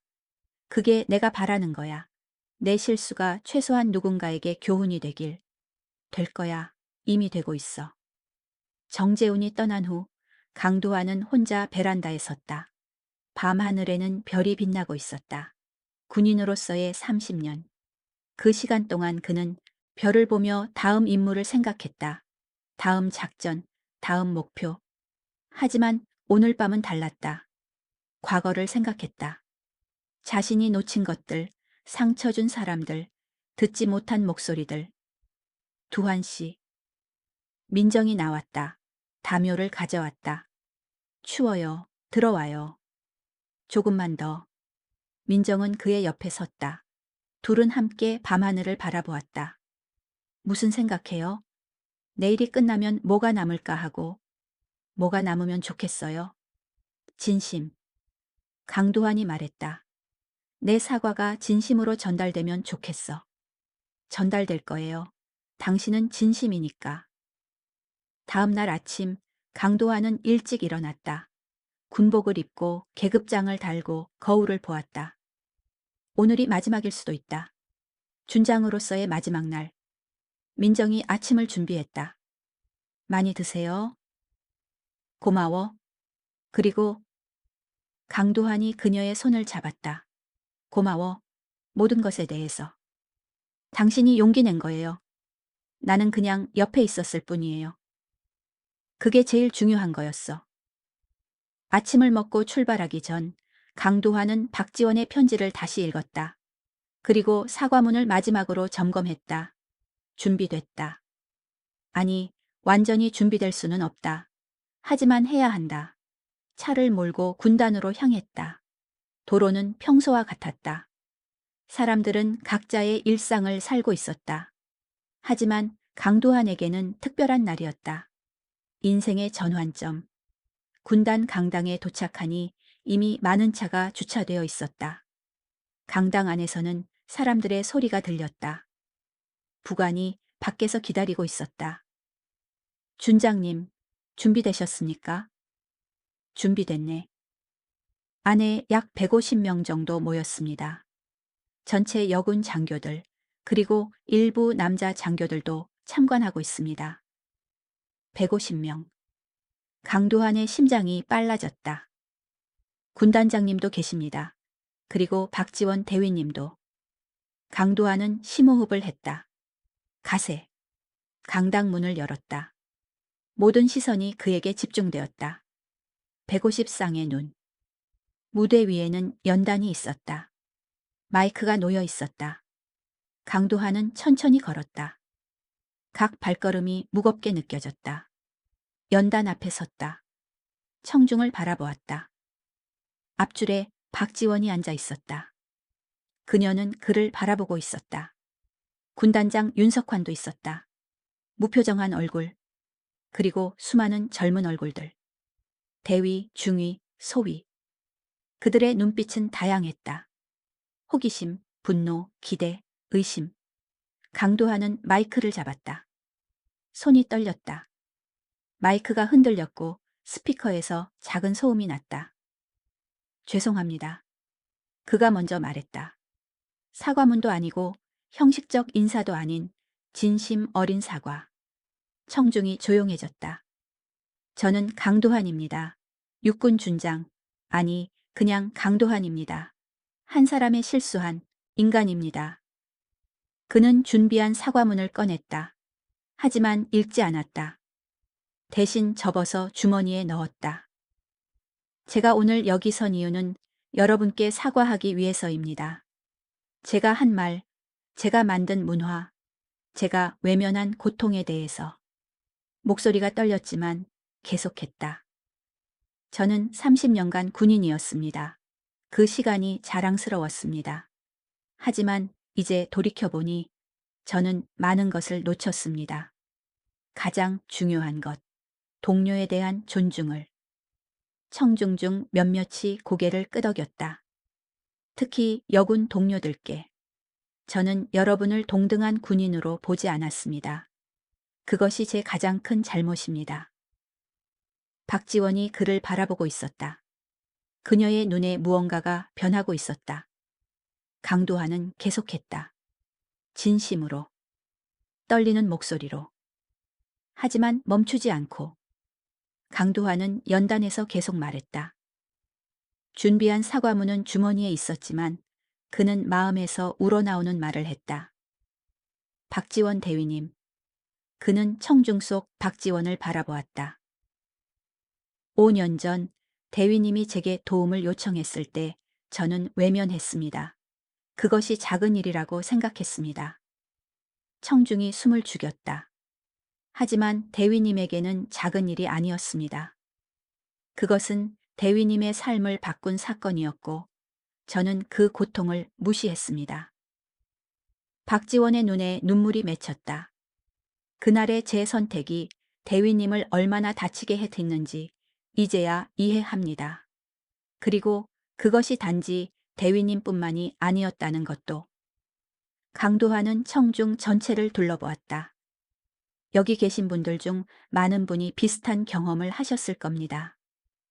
무시당하고 외면당하고 참으라는 말을 들으면서 몇몇 여군 장교들이 고개를 끄덕였다. 그것이 군대 문화였습니다. 제가 만들고 유지한 문화였습니다. 그것에 대해 진심으로 사과드립니다. 강당은 조용했다. 하지만 긴장된 침묵이 아니라 집중하는 침묵이었다. 제가 한 말, 감찰년들은 다 창녀라는 그 말은 용서받을 수 없습니다. 변명도 하지 않겠습니다. 그것은 순전히 제 잘못입니다. 강도한의 목소리가 떨렸다. 하지만 제가 오늘 여기서 약속드리고 싶은 것은 단순한 사과 이상입니다. 저는 변하겠습니다. 그리고 제가 할 수 있는 모든 방법으로 이 문화를 바꾸는데 기여하겠습니다. 그때 청중 뒤쪽에서 손이 올라갔다. 한 젊은 중이었다. 질문해도 되겠습니까? 법무장교가 개입하려 했지만 강도한이 손을 들어 제지했다. 물론입니다. 말씀하십시오. 중위가 일어섰다. 준장님, 진심으로 여쭙니다. 준장님께서는 정말로 변할 수 있다고 생각하십니까? 30년간 유지해온 믿음을 예리한 질문이었다. 청중이 강도한의 답을 기다렸다. 솔직히 말씀드리면 강도한이 천천히 말했다. 확신은 없습니다. 쉽지 않을 겁니다. 30년의 습관, 믿음, 편견, 그것들은 하루아침에 사라지지 않습니다. 중위가 고개를 끄덕였다. 하지만 시도하지 않으면 확실히 변하지 않습니다. 그래서 저는 시도하겠습니다. 매일, 의식적으로. 또 다른 손이 올라갔다. 이번에는 대위였다. 준장님, 그렇다면 구체적으로 어떻게 변하실 건가요? 강도와는 잠시 생각했다. 먼저 듣겠습니다. 진짜로 듣겠습니다. 제 부하들의 목소리를, 특히 제가 놓쳤던 목소리들을. 그는 계속했다. 둘째, 질문하겠습니다. 제 판단이 편견에서 나온 것은 아닌지, 제 말이 누군가를 다치게 하지는 않는지. 셋째, 책임지겠습니다. 제 말과 행동에 대해서. 그리고 제가 만든 문화에 대해서. 청중 중 몇몇이 고개를 끄덕였다. 그때 박지원이 일어섰다. 강당이 조용해졌다. 준장님, 제가 말해도 되겠습니까? 물론입니다, 대위님. 박지원은 청중을 둘러보았다. 그리고 강두환을 바라보았다. 준장님께서 오늘 여기 서신 것은 쉬운 선택이 아니었을 겁니다. 저도 압니다. 그녀의 목소리는 차분했지만 단호했다. 솔직히 말씀드리면 처음에 저는 준장님을 용서할 수 없다고 생각했습니다. 5년 전의 일도 최근의 발언도. 강도환은 듣고 있었다. 하지만 며칠 전 준장님과 면담을 했습니다. 그때 저는 뭔가 다른 것을 봤습니다. 진심으로 듣고자 하는 사람을. 박지원은 잠시 멈췄다. 용서는 쉽지 않습니다. 시간이 걸릴 겁니다. 하지만 최소한 시작은 할 수 있습니다. 그녀는 강도환에게 경례를 했다. 준장님의 용기에 경의를 표합니다. 강도환도 경례를 했다. 두 사람의 경례가 강당을 가득 채웠다. 그때 뒤쪽 문이 열렸다. 모두가 돌아보았다. 법무실 소속 대령이 급히 들어왔다. 손에는 서류 봉투가 들려 있었다. 죄송합니다. 대령이 말했다. 긴급한 일입니다. 그는 무대로 올라와 윤석환 군단장에게 봉투를 건넸다. 윤석환은 봉투를 열어 서류를 읽었다. 그의 표정이 굳었다. 회의를 잠시 중단하겠습니다. 윤석환이 말했다. 강 준장, 제 사무실로 오시죠. 청중이 웅성거렸다. 무슨 일인가? 강도환은 연단에서 내려와 윤석환을 따라 강당을 나갔다. 박지원도 함께 오라는 신호를 받았다. 군단장 사무실에 도착하자 윤석환은 문을 닫았다. 안개들. 강도환과 박지원이 앉았다. 분위기가 무거웠다. 방금 국방부에서 연락이 왔네. 윤석환이 서류를 책상 위에 놓았다.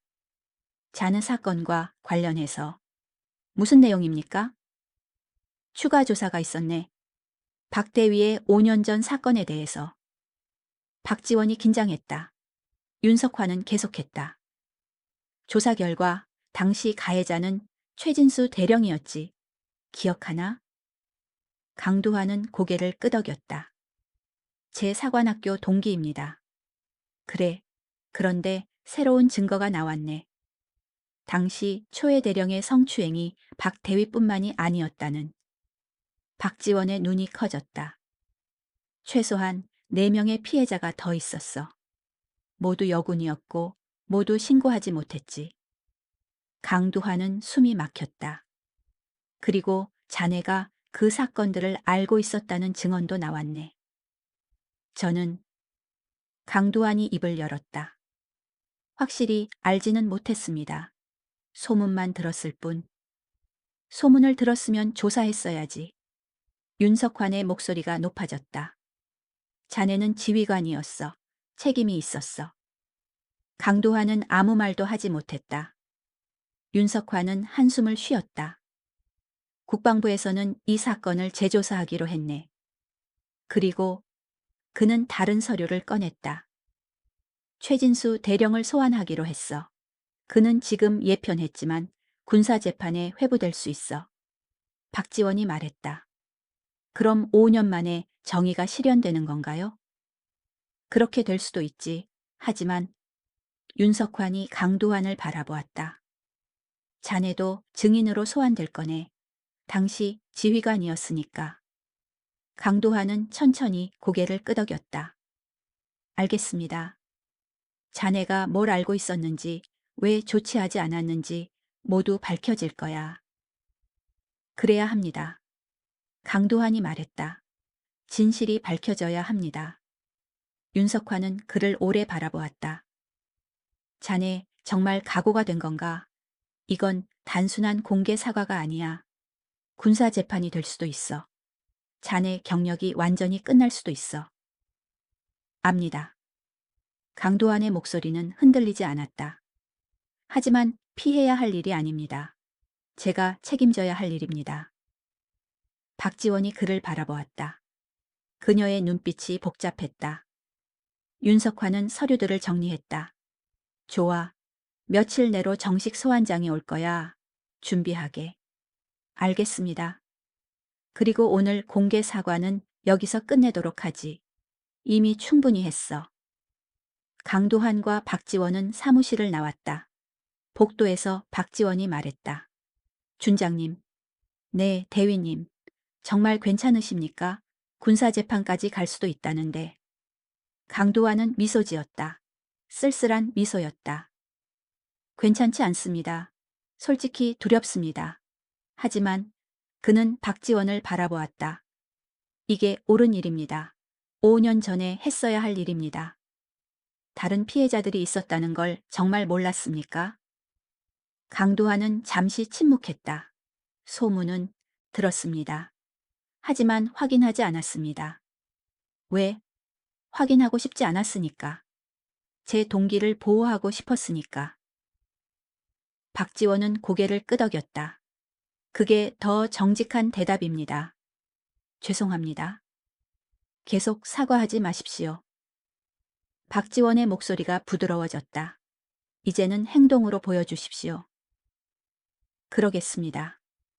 강도환은 강당으로 돌아가지 않았다. 대신 부관에게 전화했다. 회의는 끝났네. 참석자들에게 전달해주게. 긴급한 일로 마무리를 못해서 죄송하다고. 집으로 돌아가는 차 안에서 강도환은 생각했다. 4명의 피해자가 더 있었다. 그들은 지금 어디에 있을까? 어떻게 살고 있을까? 그리고 최진수. 오랜 친구이자 동기. 그를 재판정에 세워야 한다. 집에 도착하니 민정이 기다리고 있었다. 어떻게 됐어요? 강도환은 모든 것을 설명했다. 공개 사과, 갑작스러운 중단, 새로운 조사. 민정은 조용히 들었다.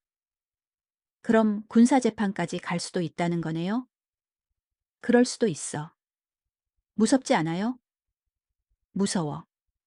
강도환이 솔직하게 말했다. 하지만 도망갈 수는 없어. 민정은 그의 손을 잡았다.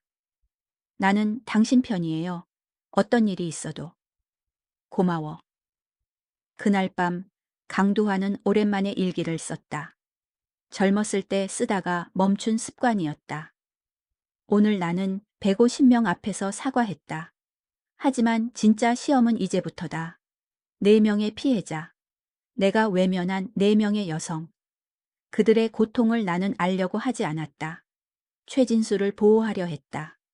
친구니까, 동기니까, 같은 편이니까. 하지만 진짜 같은 편은 누구였을까?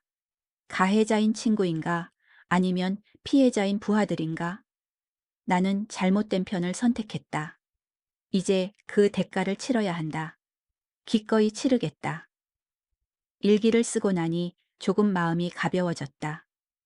침실로 들어가니 민정이 이미 잠들어 있었다. 그녀의 얼굴은 평화로웠다. 강도환은 조용히 그녀 옆에 누웠다. 천장을 바라보았다. 앞으로 무슨 일이 일어날까?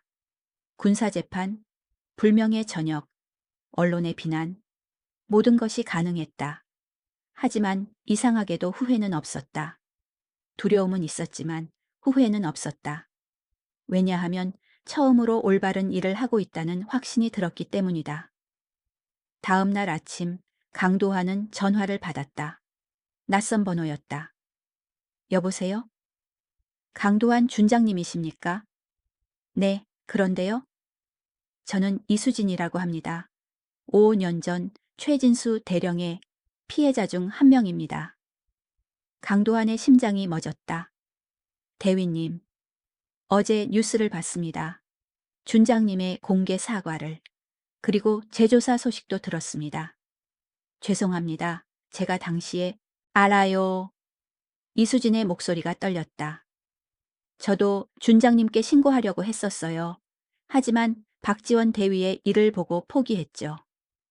강도환은 숨이 막혔다. 준장님께서 아무것도 안 하시는 걸 봤으니까요. 그래서 저는 조용히 전역했습니다. 군인의 꿈을 포기했습니다. 정말 죄송합니다.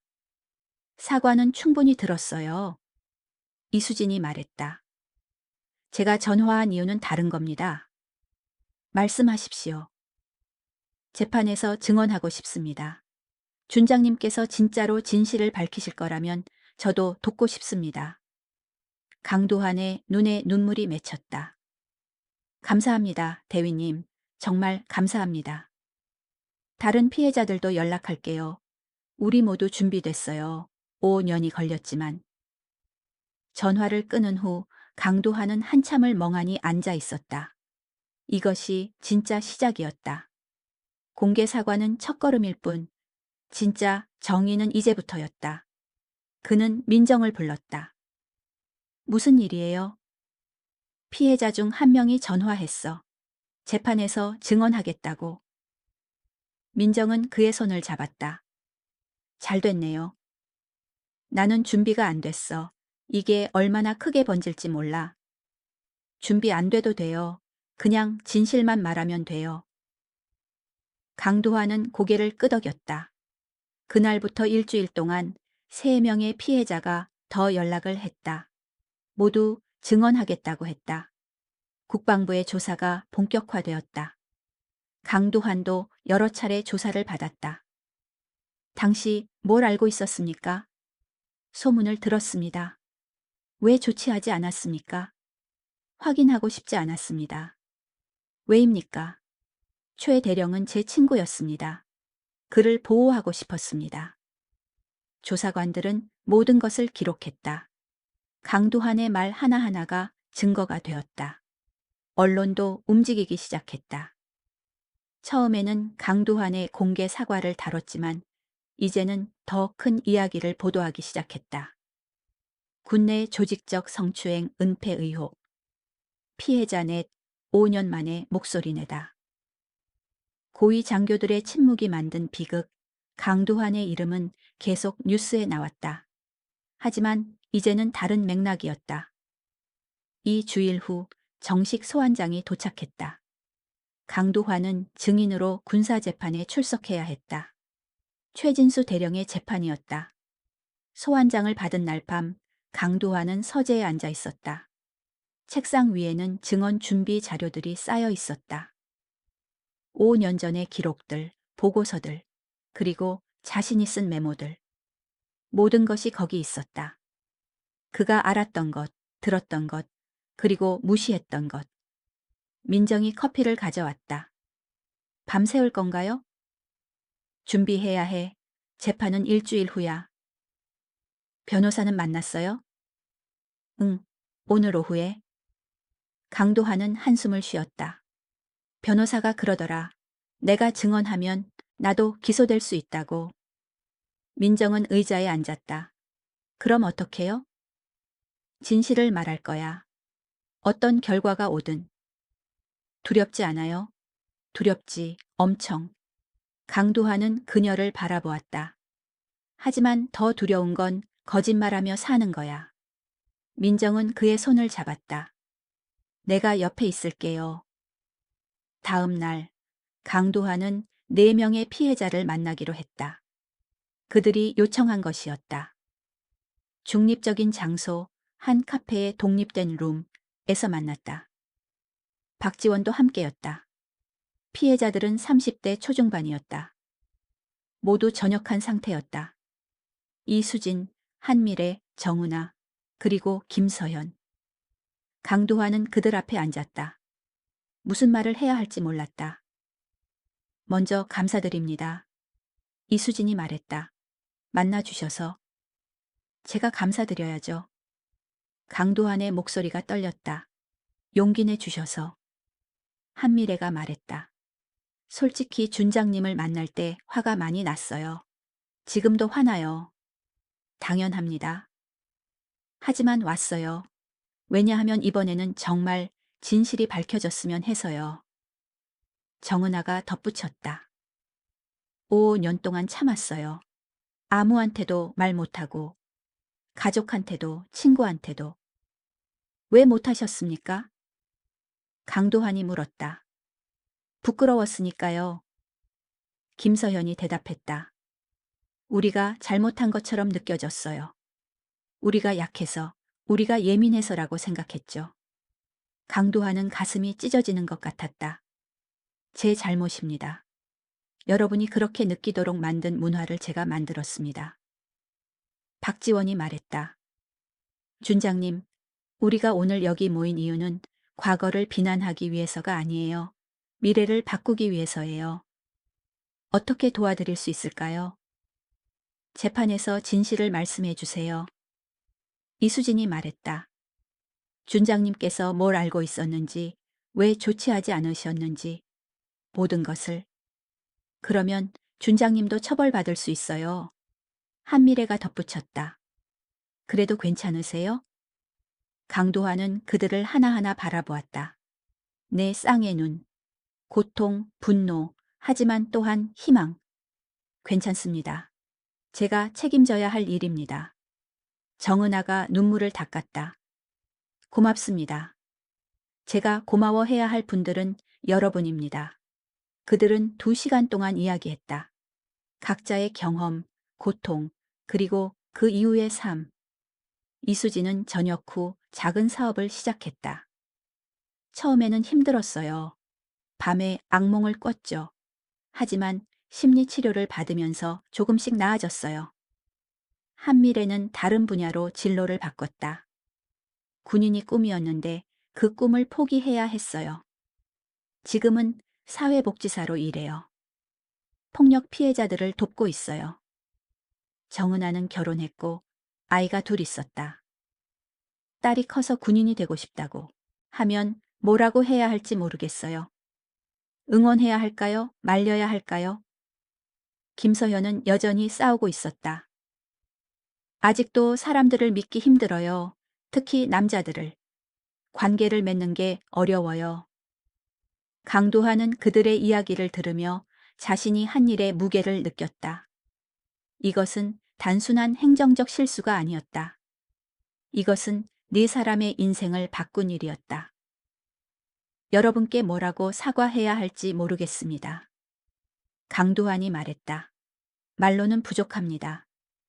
그럼 행동으로 보여주세요. 박지원이 말했다. 재판에서 그리고 그 이후에도. 회의가 끝난 후 강도환은 혼자 걸었다. 한강변을 따라. 바람이 차가웠다. 휴대전화가 울렸다. 최진수였다. 강도환은 잠시 망설이다 받았다. 여보세요. 두하나. 최진수의 목소리는 긴장되어 있었다. 만나자. 우리 이야기 좀 해야겠어. 무슨 이야기? 재판 말이야. 네가 증인으로 나온다며? 그래. 뭐라고 증언할 건데? 강도환은 침묵했다. 두하나, 우리 40년 친구야. 사관학교 때부터. 너 기억하지?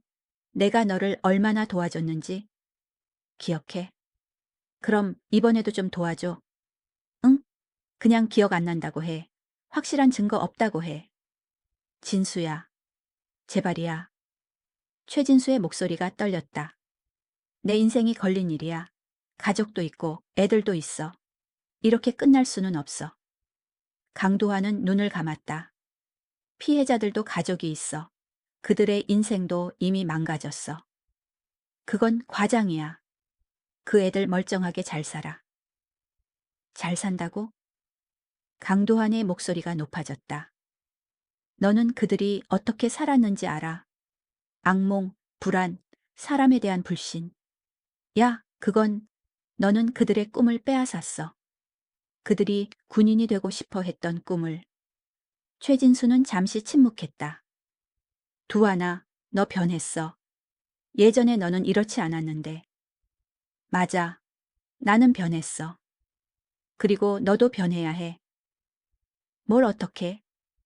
책임져. 네가 한 일에 대해서. 너도 책임져야 할 거 아냐? 최진수의 목소리가 차가워졌다. 너도 알고 있었잖아. 너도 묵인했잖아. 알아. 그래서 나도 재판에서 증언할 거야. 내 잘못도 인정할 거야. 미쳤구나. 어쩌면 그래. 하지만 이게 옳은 일이야. 최진수는 비웃었다. 옳은 일? 30년 넘게 군인 했으면서 지금 와서 도덕 선생님 되려고? 늦었지만 지금이라도 해야지. 좋아. 네 맘대로 해. 하지만 기억해. 너도 같이 무너질 거야. 알아. 전화가 끊겼다. 강도환은 한참을 강물을 바라보았다. 40년 우정이 끝나는 순간이었다. 집에 돌아오니 민정이 저녁을 준비하고 있었다. 최진수한테 전화 왔었어? 민정이 물었다.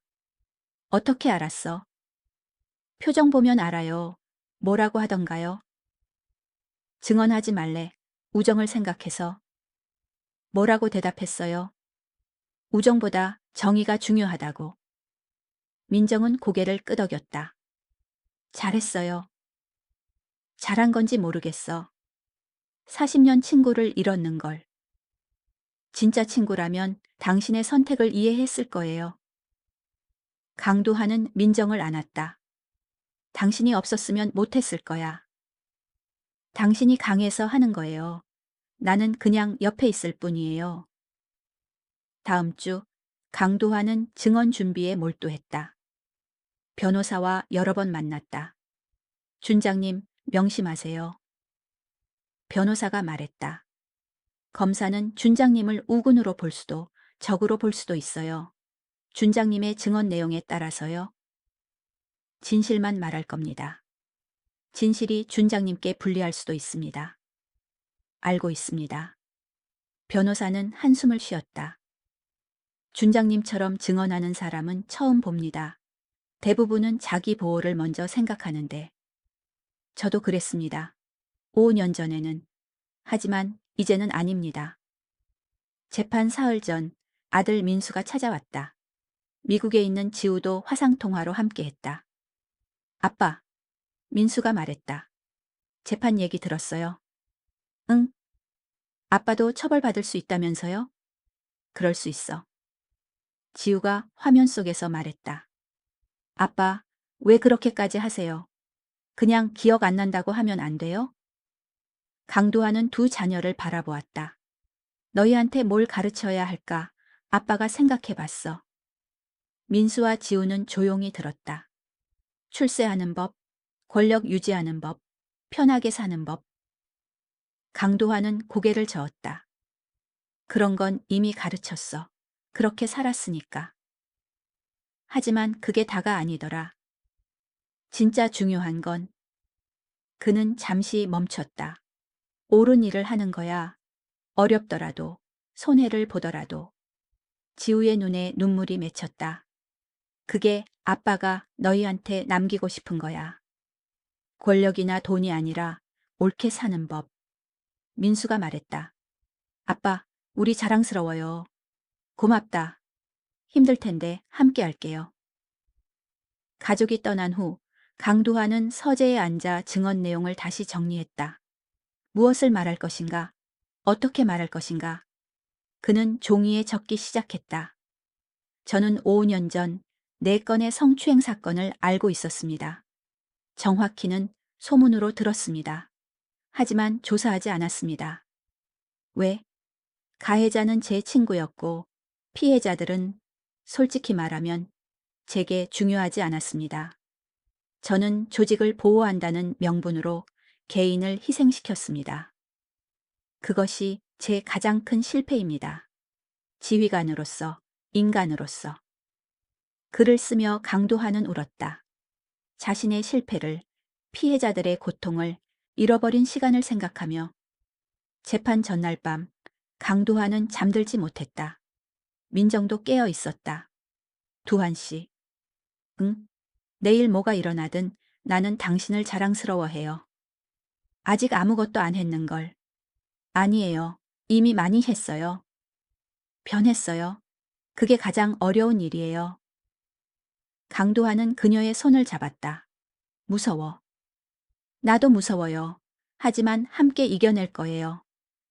새벽 5시 강도하는 일어났다. 샤워를 하고 군복을 입었다. 거울을 보았다. 어깨의 별이 아침 햇살에 반짝였다. 마지막으로 이 별을 달 수도 있었다. 괜찮아. 그는 스스로에게 말했다. 이건 옳은 일이야. 민정이 아침을 준비했다. 많이 드세요. 긴 하루가 될 거예요. 고마워. 아침을 먹으며 강도하는 창밖을 바라보았다. 평범한 아침이었다. 사람들은 출근하고 아이들은 학교에 가고 세상은 계속 돌아갔다. 하지만 강도환에게는 특별한 날이었다. 갈 시간이에요. 민정이 말했다. 응. 현관에서 신발을 신으며 강도환은 집을 둘러보았다. 32년을 함께한 이 집, 추억이 가득한 이 공간. 다녀올게. 조심해서 다녀와요. 그리고 민정이 그를 안았다. 진실을 말해요. 그게 당신이니까. 강도환은 차를 몰고 법원으로 향했다. 도로는 붐볐다. 라디오에서는 뉴스가 흘러나왔다. 오늘 최진수 전 대령의 성추행 사건 재판이 열립니다. 주목할 점은 강도환 준장이 증인으로 출석한다는 것입니다. 강도환은 라디오를 껐다. 법원에 도착하니 이미 취재진이 몰려 있었다. 준장님, 한 말씀 부탁드립니다. 오늘 뭐라고 증언하실 겁니까? 초의 대령을 어떻게 생각하십니까? 강도환은 대답하지 않고 법원 안으로 들어갔다. 대기실에서 박지원을 만났다. 그녀도 증인이었다. 준장님, 대위님, 준비됐습니까? 네. 준장님은요? 강도환은 미소 지었다. 아니요, 하지만 하겠습니다. 그거면 충분해요. 법정 문이 열렸다. 강도환 준장님, 입장하십시오. 강도환은 심호흡을 했다. 그리고 걸었다. 법정 안은 사람들로 가득했다. 판사, 검사, 변호인, 그리고 방청객들. 피고인석에 최진수가 앉아 있었다. 그는 강도환을 바라보았다. 눈빛에는 배신감이 가득했다. 증인석에 앉았다. 선서를 했다. 진실만을 말할 것을 맹세합니까? 강도환은 똑바로 대답했다. 맹세합니다. 이제 시작이었다. 진짜 시험이.